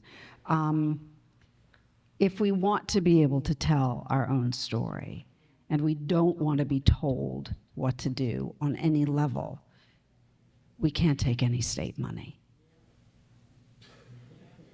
We cannot, well, for now, for sure, because we will be censored.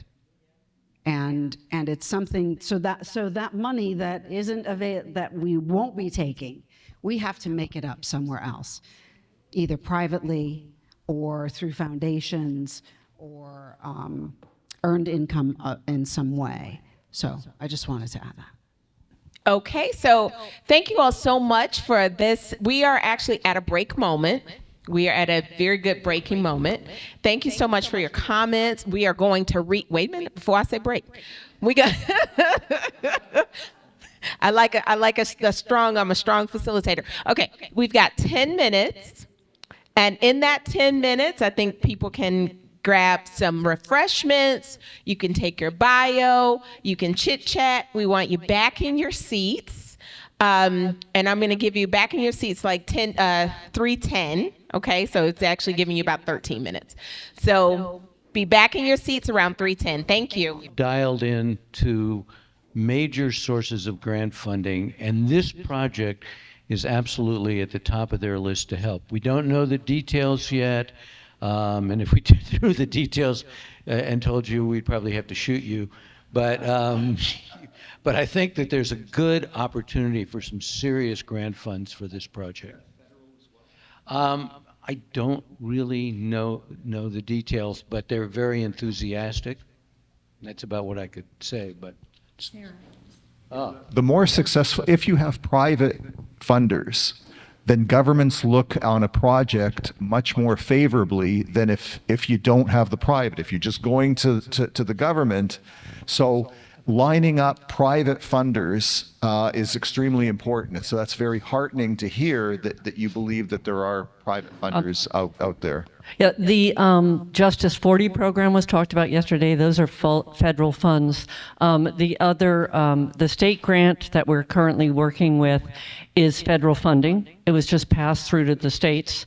So we have almost $500,000 in that grant already in the pocket. And we competed with this project without any kind of paid staff. We competed with several hundred projects that were submitted for that federal grant around the state of Florida. So I think we were very competitive. It was partly because they were very interested in historic buildings. So we have not only the cultural aspect, but we have an historical aspect to the project, which people very much are interested in, and there's money for that to make sure that we abide by those historical guidelines. For those of you who aren't from this county, you may want to know that we are one of the richest counties in the state. We're also one of the poorest. So Gifford is the poorest town in the entire state. We are also the richest county. One of the top 5, I think, in the state. So they're one of the top 4. Thank you. So there's an enormous amount of individual money. People like their names on things everywhere you go. They talk about the jewels of this county, and you'll see those names. Someone mentioned the Vero Beach Museum of Art has a donor board, and they're mostly names that we see at the museum. We see it at Riverside Theater, and we see those names at the hospital and in other projects. So there is a wealth of money. Once we have some plans in place, we're very excited. I think one of the best assets we have is Johnny May is very charismatic when she talks about this. She speaks with passion. And when we have some drawings and put her in front of a donor, it's going to happen. The other thing is tomorrow morning, Ted, you'll be meeting with you'll meet with Jeff Pickering. He's the head of the Indian River Community Foundation.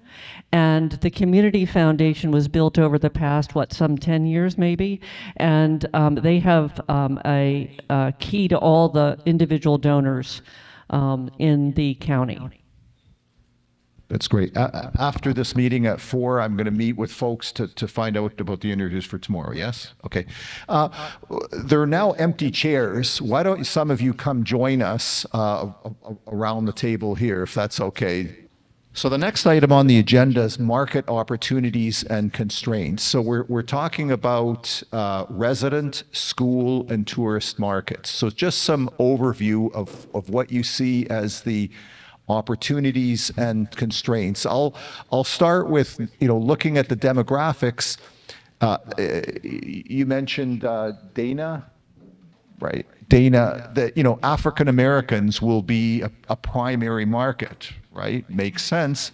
The numbers are not substantial in Vero Beach and Indian River County. So we're going to have to appeal to a wider market if we're going to build attendance levels.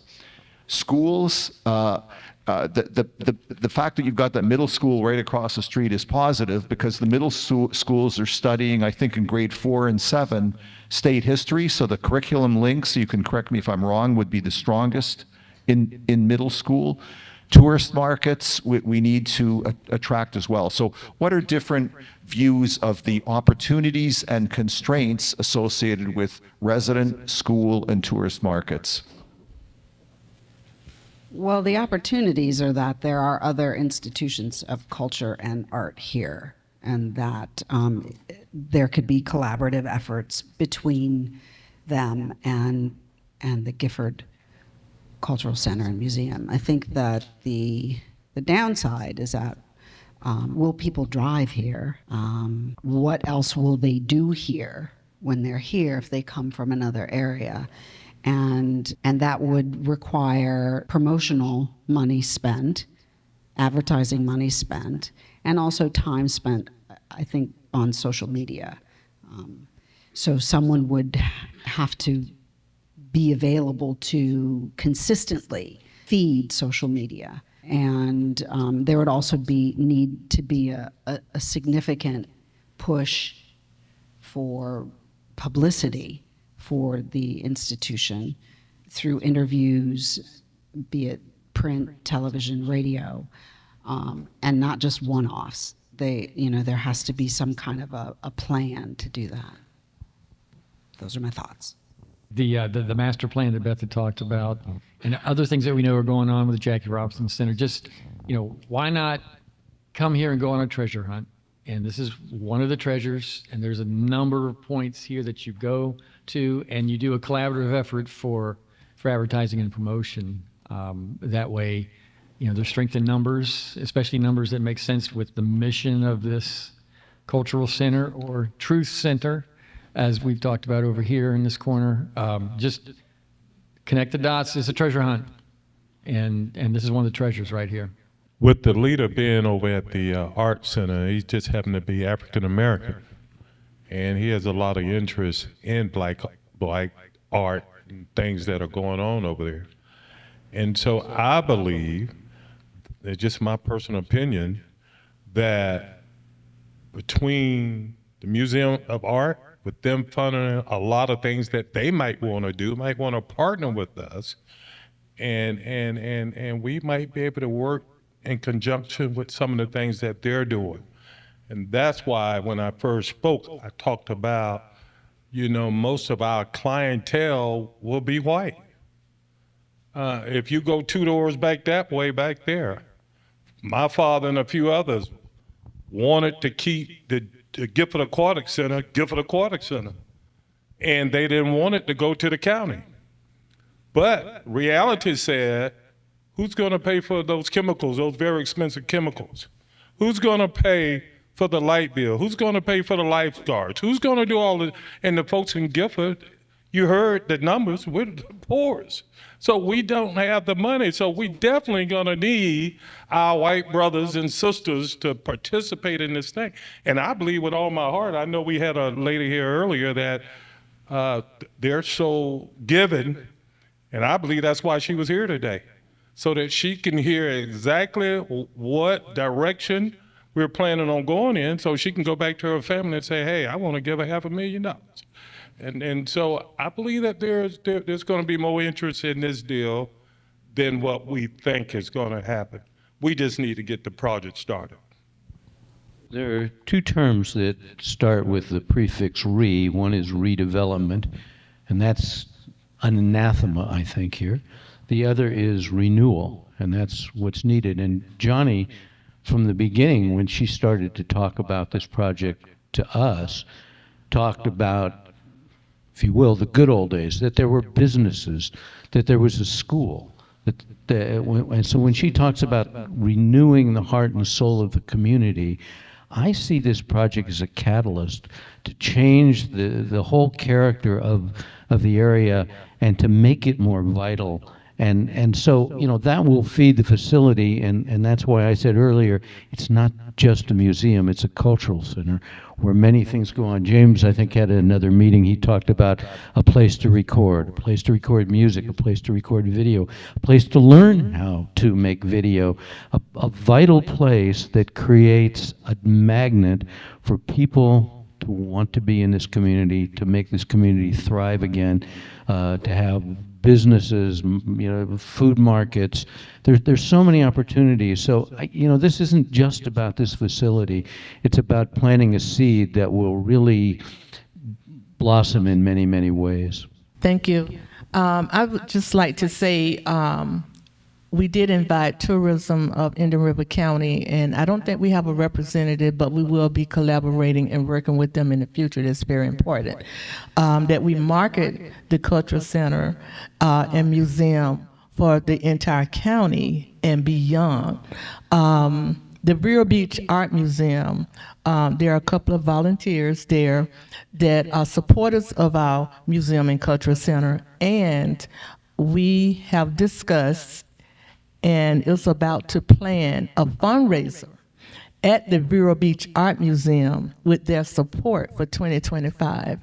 So that also will solidify their support and will give us recognition and vision with their database in terms of what we're doing, and hopefully, get some support from that. But that's very important that we market to the entire, and have been in the past, literally, we work with tourism in the River County. Thank you, Johnny May. I just want to add, I'm the chairman of the Tourism Council. So each year, annually, we hear many of the requests for allocations for promoting tourism in Indian River County with the bed tax. And out of 4 cents on each hotel room, we raise about $4 million. And it should reach $5 million this year. We are a tourism epicenter.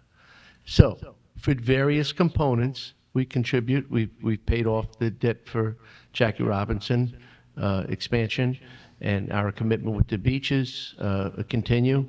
But there is a lot of community partners, and I can envision this to be a community partner. And it is so wonderful when you're in the middle of Times Square in New York City, and you look on the Tron, and you see, "Come to Indian River." And that is powerful. And can you imagine this museum being on that billboard? So, yes, many things can happen. It's up the road. It's after the building's built. Max, get to work. All right. Deja vu again. Been there, done that, got the T-shirt to prove it. Our architect kind of warned us from the beginning that he cannot put everything that we want into that facility. I remember sitting in a conference one time, and there was beautiful ideas, everyone with beautiful ideas. And this guy came up with the idea, so why don't we do a red dot exercise? So what are they talking about, a red dot exercise? He said, each one of you are gonna get 6 dots, 6 red dots. And all the great things you list and say and make known, put them on that flip chart. You take your 6 dots. If you're gonna put them all on number 1, put them on number 1. You're gonna put them all on number 4, put them on number 4. No one can tell you where you use your dot, 3, 3, 2, 2, 4, whatever. And believe it or not, as those red dots were on that board of concern, legitimate suggestions, you begin to see a concentration of those dots on 4. So 4 became number 1. Number 1 became 6. Number 2, 3, 4, and so on and so on. And it allowed everybody to be inclusive. Your opinion was heard loud and clear, but you ran out of dots. So I'm asking us today to take a look at that. Your suggestion, put them on some type of flip chart or some way, put the dots up there and let it pan out. That way we all move together and know that our suggestion was heard. We're not going to have dots, but what we can do is we're going to ask you to be in touch, pass your ideas. You're going to wake up in the middle of the night with an idea and you're going to say, Eureka! You're going to pass your ideas on to Johnny and Johnny will forward them to us. So we've only got a half hour left. There are other items we need to address in order. So an important issue for all museums and cultural centers is admission charges. So one could say that we want to maximize access. Let's have this free to everybody, but then we need a funder that's going to subsidize that. We can say, let's not have it free, let's have a suggested admission, right? Pay what you can, and we're suggesting, pick a number, $8, $12, whatever it is. The third is to have fixed admission charges that says, an adult is 12, a senior is 10, a youth is 8, a child is 6, like that. So with your vision of what this institution can be, what is your sense of appropriate admission charge concept for us? So, as a person who was a fan of free when I was younger, when I got out into the when I became a business owner and got into the market and things of that nature, I found out that people assign a quality to the price. Like you can have two price. In fact, there was a program that I worked with where you had one program that was for the general public that was like in the range of maybe like 500. Then you had a program over here that was for like corporate people, CEOs, celebrities, all this that cost about like $3,000. The same exact program, but just based on the fact that this one was $500, they thought they were too good for it. So to some degree, it has to be priced such that it can be accessible, and then maybe even some discounts for certain cases and circumstances. But it also has to be priced to be attractive to that person that's going to come from out of town or from this company and want to invest in that endowment. But just like maybe some kind of range that takes that into account. I would say that we have a good example at the ELC that we should look at. So ELC, Wilfred's like, I was thinking that. So the Environmental Learning Center has a suggested admission price. I would ask them and their board and their staff how that works for them.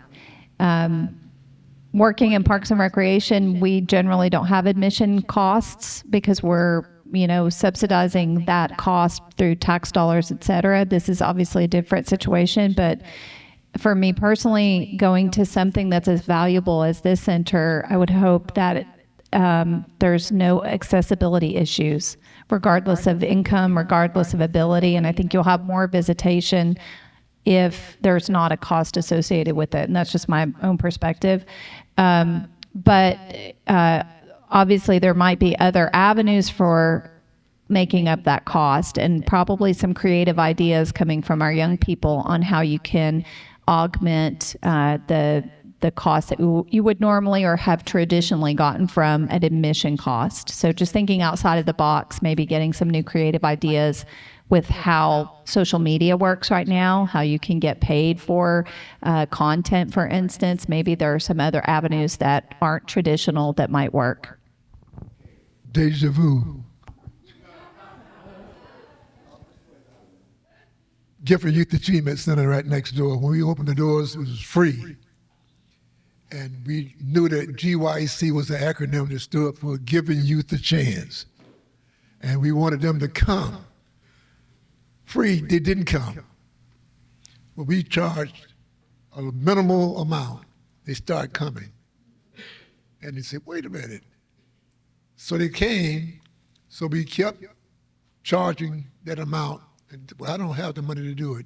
We set aside and had through donors giving monies to go into a scholarship fund to help that mother who had 4 kids. $16 at that time was a lot of money to her. And you got $64 for 4 kids. We had a scholarship for them. So I say charge something because that mom said, you getting out of here. I don't pay my money, you go on. Before, they didn't push it because it was free. So you have to charge something, and it gives them a sense of pride and dignity too. so you're not taking away their dignity. So we do that at the center next door. To go there first semester is $60. So it's 2 semesters, that's $120 a year. Scholarships are available, and it works.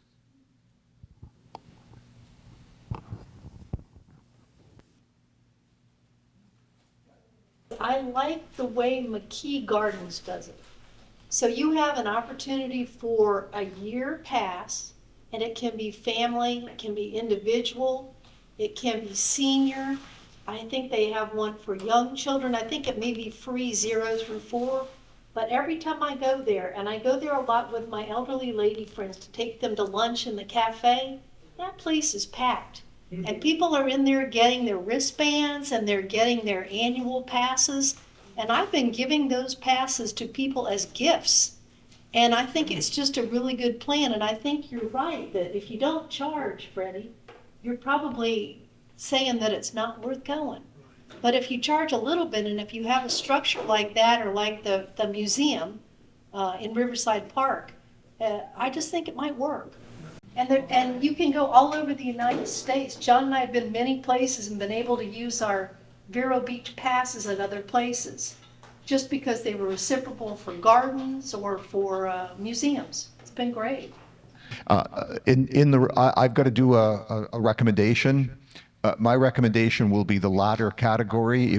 And what is the role of consultants? Our role is to recommend. We're going to come back to you, and you finalize the assumptions. We come back, and my recommendation will be, unless my mind is changed, fixed admission charges, automatic membership for Gifford residents, and the benefits of being in Gifford would be, this is your museum, you're not paying, and so we can address the income issue, et cetera. But we've got to generate revenue, and there are a lot of people, if we have a good quality product, that will expect to pay. So think about it. I can change my mind again, but right now that's my view. Okay. Yeah. I'm not a fan of free days. Free days train people to wait for the free days. A lot of art museums do it. It's really counterproductive in my opinion. I'm not really a fan of the free admission periods. A lot of people actually that are in lower income categories don't want to go on the free days because they believe that stigmatizes them, that, oh, I'm going on the free day, I'm poor. So there are those that disagree with me, that believe in it, but guess what? These will be my recommendations. You'll come back and you'll say, nah, Ted, we disagree with you. Okay. Other earned income sources. So retail is a common, sorry, you wanted to comment first? I just wanted to ask a question. When you said the pass, if they show a pass that says Gifford, yeah, no, actually. Does that actually mean here in Gifford or in Vero/Gifford? Okay. I'm also not a believer in asking for ID. I think that shows a lack of trust for people. That if somebody comes to the door and they say they're from Gifford and they've got the Brooklyn accent, you still let them in, right? They want to do that, that's fine. So I think that, that's the policy. Gifford residents are free. If you want to come in and lie, do it at your own peril or whatever you think about it. So no testing. You often see with admission charges, discount, like free for student with ID. Why do you have to ask the student for ID? Just trust them, right? So anyway. Okay, explain the like how that works practically. So I won't spend time on it now, but what I'm recommending has to make sense. If there's a conflict, I need to know it. Okay. The food service is an issue. In most museums, food service loses lots of money. They go bankrupt, just like restaurants in general have the highest rate of bankruptcy of any type of business. My recommendation often depends on the site. If you have a museum in a downtown area where you've got restaurants nearby, generally I say don't invest in food service. Have your retail store have some grab-and-go food, right? Well, a Keurig machine, a cooler, et cetera, for those that need it. In this case, there is nothing around it, around that site, around our site. So what do people think about a cafe? Do they think we need one because there isn't food? Or do they think that it's good enough just to have retail store with some grab and go and don't go for a cafe? Your advice is also space and capital costs. You're going to take space to create a cafe. You're probably going to have to lose space elsewhere. More and more, I'm recommending grab and go food and beverage inside a retail store. So you got the same staff. You don't have extra staff, right? So I'm not sure in this case because there is no food service nearby. So what's your advice? Vero Beach Museum, Wooden Spoon, I don't think he's open in the museum. I don't think it's working. But on the other hand, I say that when we're talking museum, when we're talking cultural center, or this is the community center, but it's another kind of community center. It becomes a gathering place, and so maybe it has some value like that. So my sense is to provide the kitchen food prep space that can be used when you have certain events. And if you're lucky and you can lease that and you can use the same space double purpose for a cafe, that's fine. But certainly don't think about going into the restaurant business. They make a big deal about it. That resident chef puts on cooking events. It's not like a TV cooking show or anything. I mean, it's interactive, it's involved. And in that way, they have a working kitchen that they can use to facilitate this resident chef.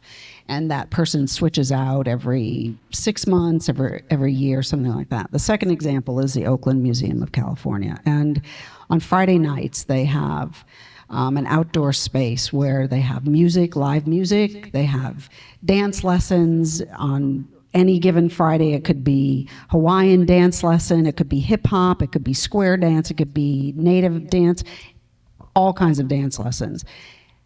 They bring in food trucks. And the food trucks have a deal with the museum. I don't know if it's a participatory percentage. I don't know what it is, but it's a big deal. And in Oakland, where 25% of the people are Black and 25% are Asian and 25% are white and 25% are Hispanic, everybody's there. And what it builds is a sense of welcoming and belonging. And it isn't necessarily focused around the food, but it's all of those things: the food, the music, the opportunity to visit with neighbors, etc. So. In the county, and one of the things that we know is that people are looking space to have parties, receptions, funerals, dinners, fundraisers, etc. So space being one, certainly if you're building a large space where you intend to have event venue type services, which I would highly recommend as a revenue source, an opportunity to help create sustainability in your business model.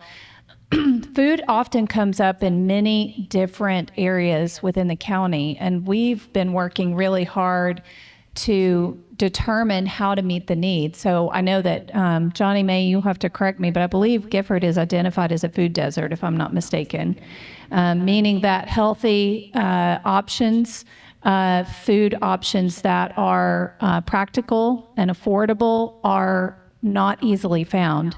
The whole Winter Beach area actually is somewhat of a food desert. There are not restaurants, there are not places where you can find healthy food. So you do often run to the 7-Eleven. I used to work on 77th Street, and I'd run down to the 7-Eleven and grab a sandwich and a soda. Not the best, healthiest option. So two examples that come to mind as we're talking about do you create a cafe? Do you create certainly a concession area where people can prep food, a prep kitchen, I think would be something that would make a lot of sense.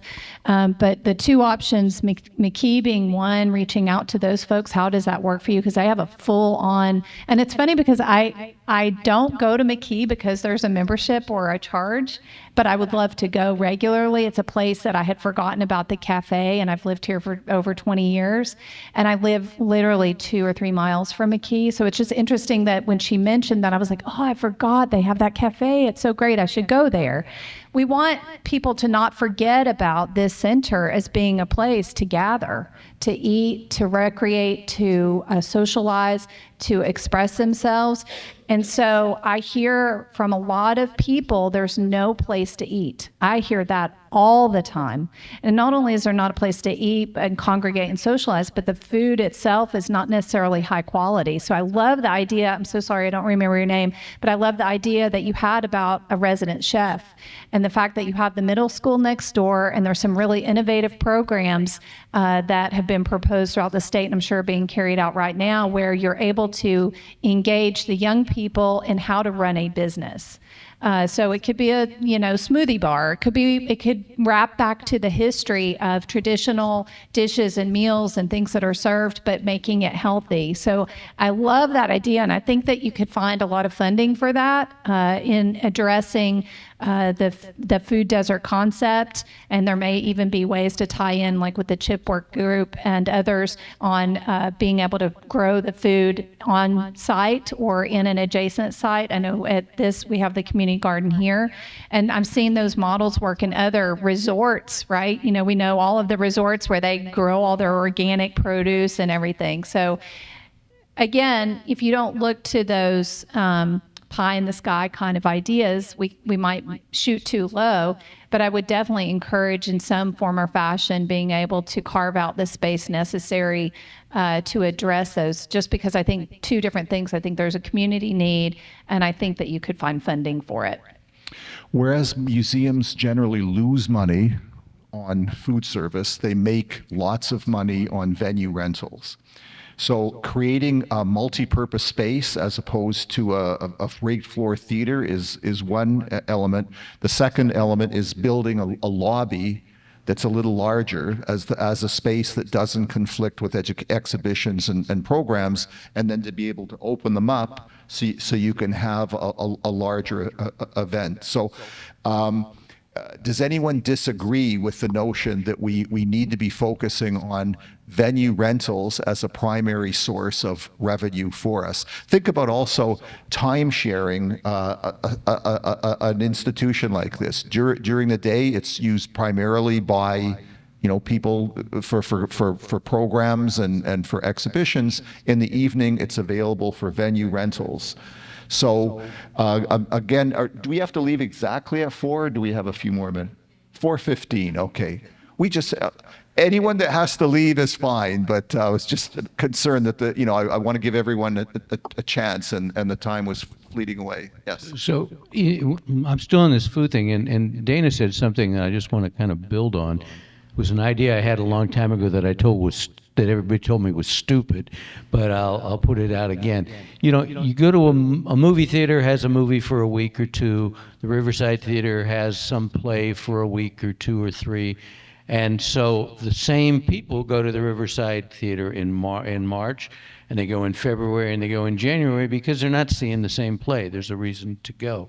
So and I don't know, Stan, if you can have something where there's an apartment or 2 on top of this, where you had an in-resident artist and maybe an in-resident chef or musician. The musician could come and for some period of time do master classes. The artist could come and do again master classes. The chef could come, and you could attract chefs from all over, and they would, for a week or 2 weeks. Chef George from New Orleans was doing his thing, and everybody would come from everywhere, because talk about McKee. When McKee has something special, or when we had this event at the Vero Beach Museum with the cars, people came from everywhere. I mean, this is people find out about stuff. I wonder, how do they know this is at McKee? How do they know this is at Vero Beach Museum? So if we had some really special events and we had the ability to house somebody of renown, we could make that work. And again, going back to what we said earlier, if it was flex space, if it didn't work, it wouldn't be the end of the world.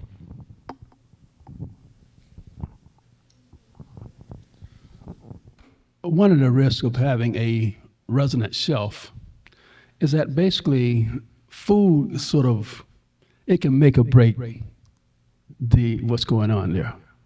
Listen, people, especially black folk, we love food. And the food is not right, the place is not right. And so basically, if you form a marriage with a resident shelf, then basically it sort of carries that, the cultural center. And so I do feel that food will be important in the place, because if you're going to have concerts there or whatever, food is going to be a part of that cultural experience. So I think that, but again, some way, shape, or form, we need to have food, food outlet there. That would be very helpful. In Macon, we have a venue called the Society Garden, and it puts on all kind of events there. Like some nights they're doing bingo, some nights they're doing live band and things like that. And so they have the tables and things are set up in such a way where there's like maybe like there's a couple little eateries around the area, and people are able to buy their food wherever and then come and be able to sit down and bring them into the. It's like an outdoor type of situation, and they bring it in.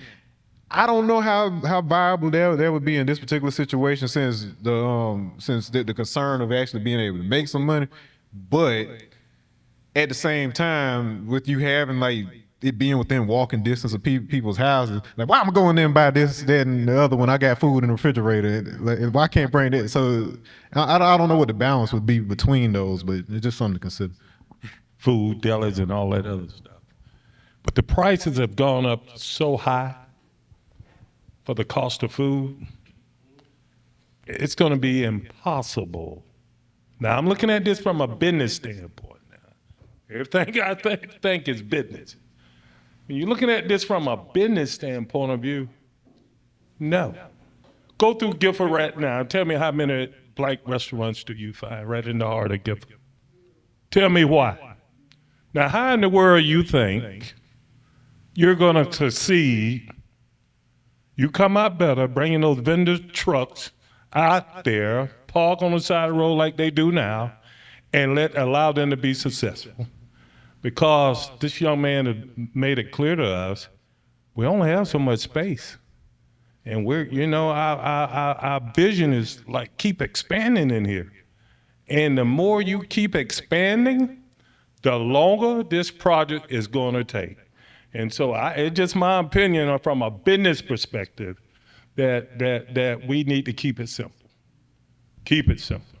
There's an alternative that probably makes sense to me. What museums and cultural institutions will sometimes do is they'll have something called, say, First Thursdays, and they're open in the evening, and they have live music, and they have special programs, and they have food during that time. So you start once a month. If it's successful, then you expand and you go to twice a month or once a week, etc. So taking into account the capital costs, the fact that we're not in downtown San Francisco for the Museum of the African Diaspora. We're not in Oakland. Our population base, to build on what gentleman is saying, would concern me from a viability point of view. So I would think it'd be like a phased concept that makes the most sense. Start with once a month, go expand it. If it's really successful, you expand the building and you add a cafe in the future. Okay.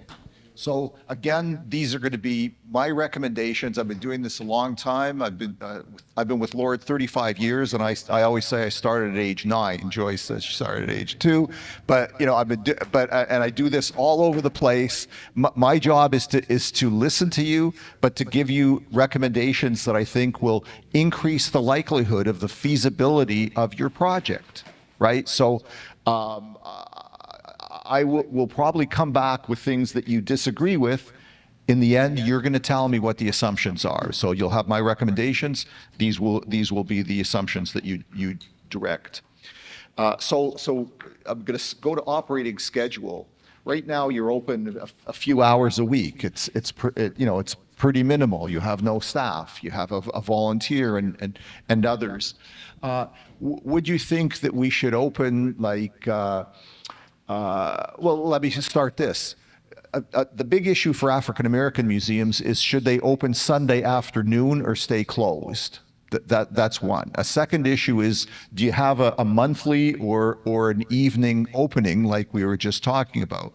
Another is, do we stay closed, Monday, Tuesday, and we're open 5 days a week, or do we open 6 days a week, or 3 or 4? What are perceptions, Johnny? I think it would be important to start with you, given your vision of the project, of how you see our operating schedule. And this is with the new cultural center, exactly. Okay. With that being said, for the new cultural center, I would say at least maybe 3 to 4 days a week, Thursday through Saturday. In this community, I don't know that opening on Sunday would benefit us much unless we had a special event, which we've had in the past on the 5th Sunday, and we intend to do it next year.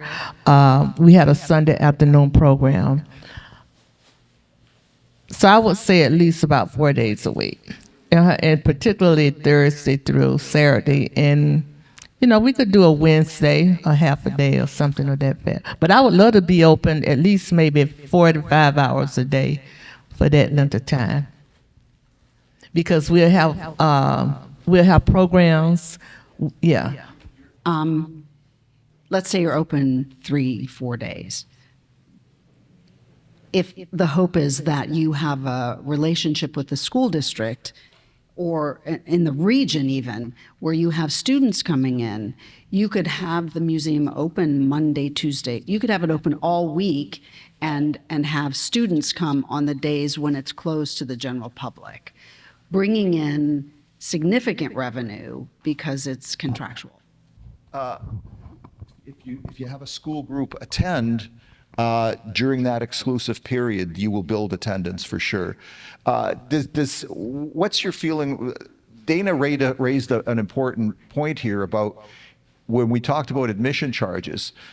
For those that assumed fixed or suggested admission, did you think we would be charging school groups? Pardon me? You think we should? Yes? Right. Yeah, okay. What often happens is a self-guided or teacher-guided visit is free, but if you're using staff or docents, you pay. Does that make sense? You pay one way or the other. Or would you say Title I schools are free and others pay? Is that another alternative? Wouldn't do it that way? Okay. Shifting over, right now you're a not-for-profit 501c3 organization. Is it assumed that you will continue or that you will become a department of the county or the city?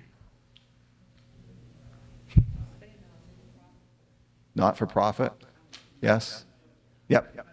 Not only that, but you'll find private funders will use it as an opportunity to not support your institution. Oh, you're already getting money from the county or the city. I have to ask questions. That would be my opinion as well, that you want to stay a not-for-profit.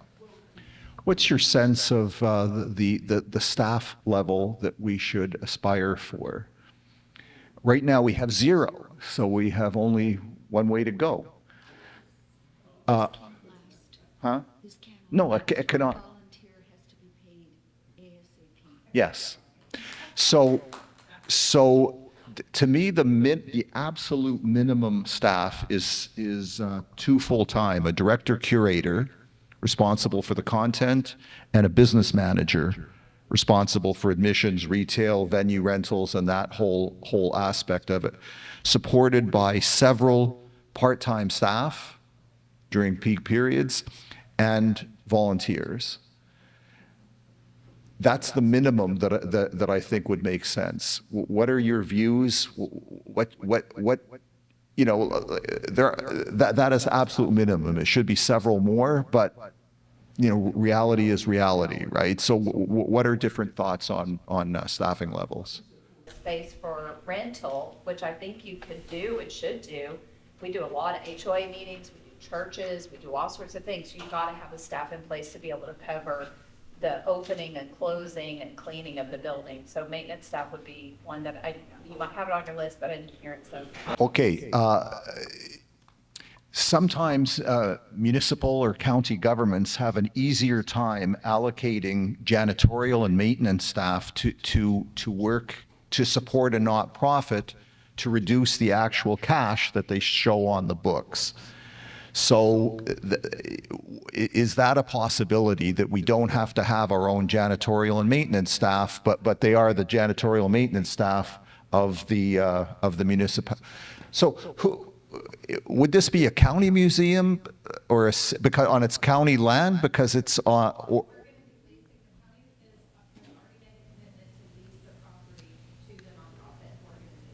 Okay. Okay, so it doesn't matter then. So city or county, is it reasonable to assume that one of those jurisdictions would agree to provide the janitorial and maintenance support for this institution? No, the main issue that comes up is precedent setting. Like once one institution gets it, then all of the others want it. So, right. Right. Right.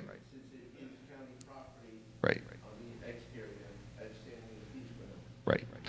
But you can count on the fact that this institution, like all others, you looked at the percentages there, that they are going to be coming to municipal and county sources for grants on an annual basis.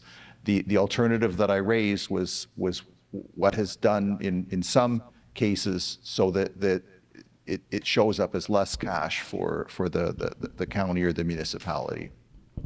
But I won't assume it based on your response. Okay. Yeah, I was saying that the absolute minimum would be 2 full-time that would have to cover the content side and then the business side, the absolute minimum. But we can.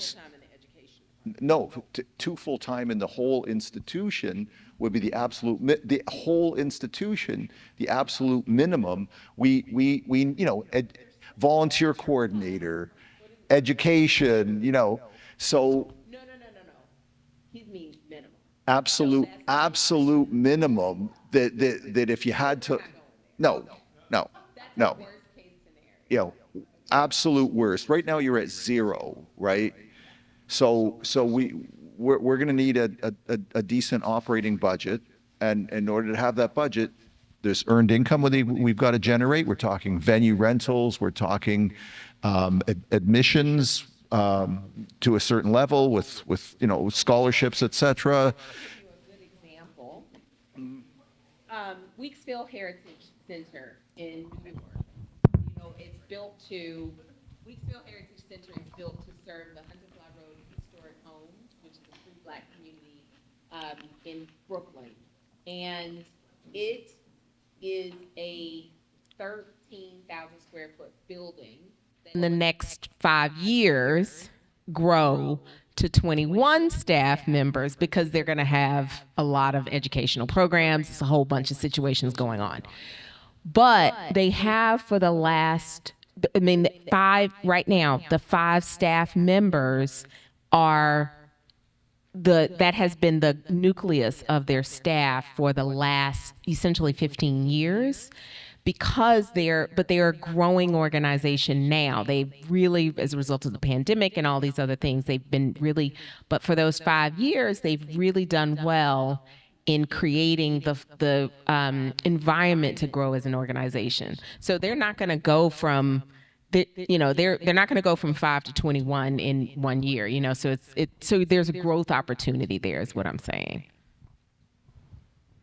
And most of their activities are outside and in NYCHA housing projects. That's the biggest bulk of their work.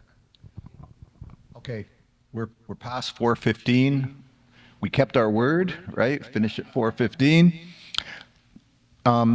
Eureka's in the middle of the night. Pass them on to Johnny.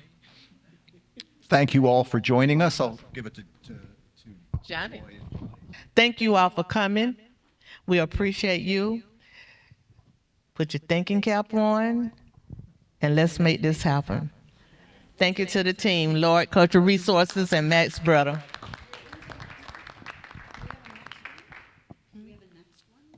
We will have a next one at some point. I think we'll let you know. Yeah.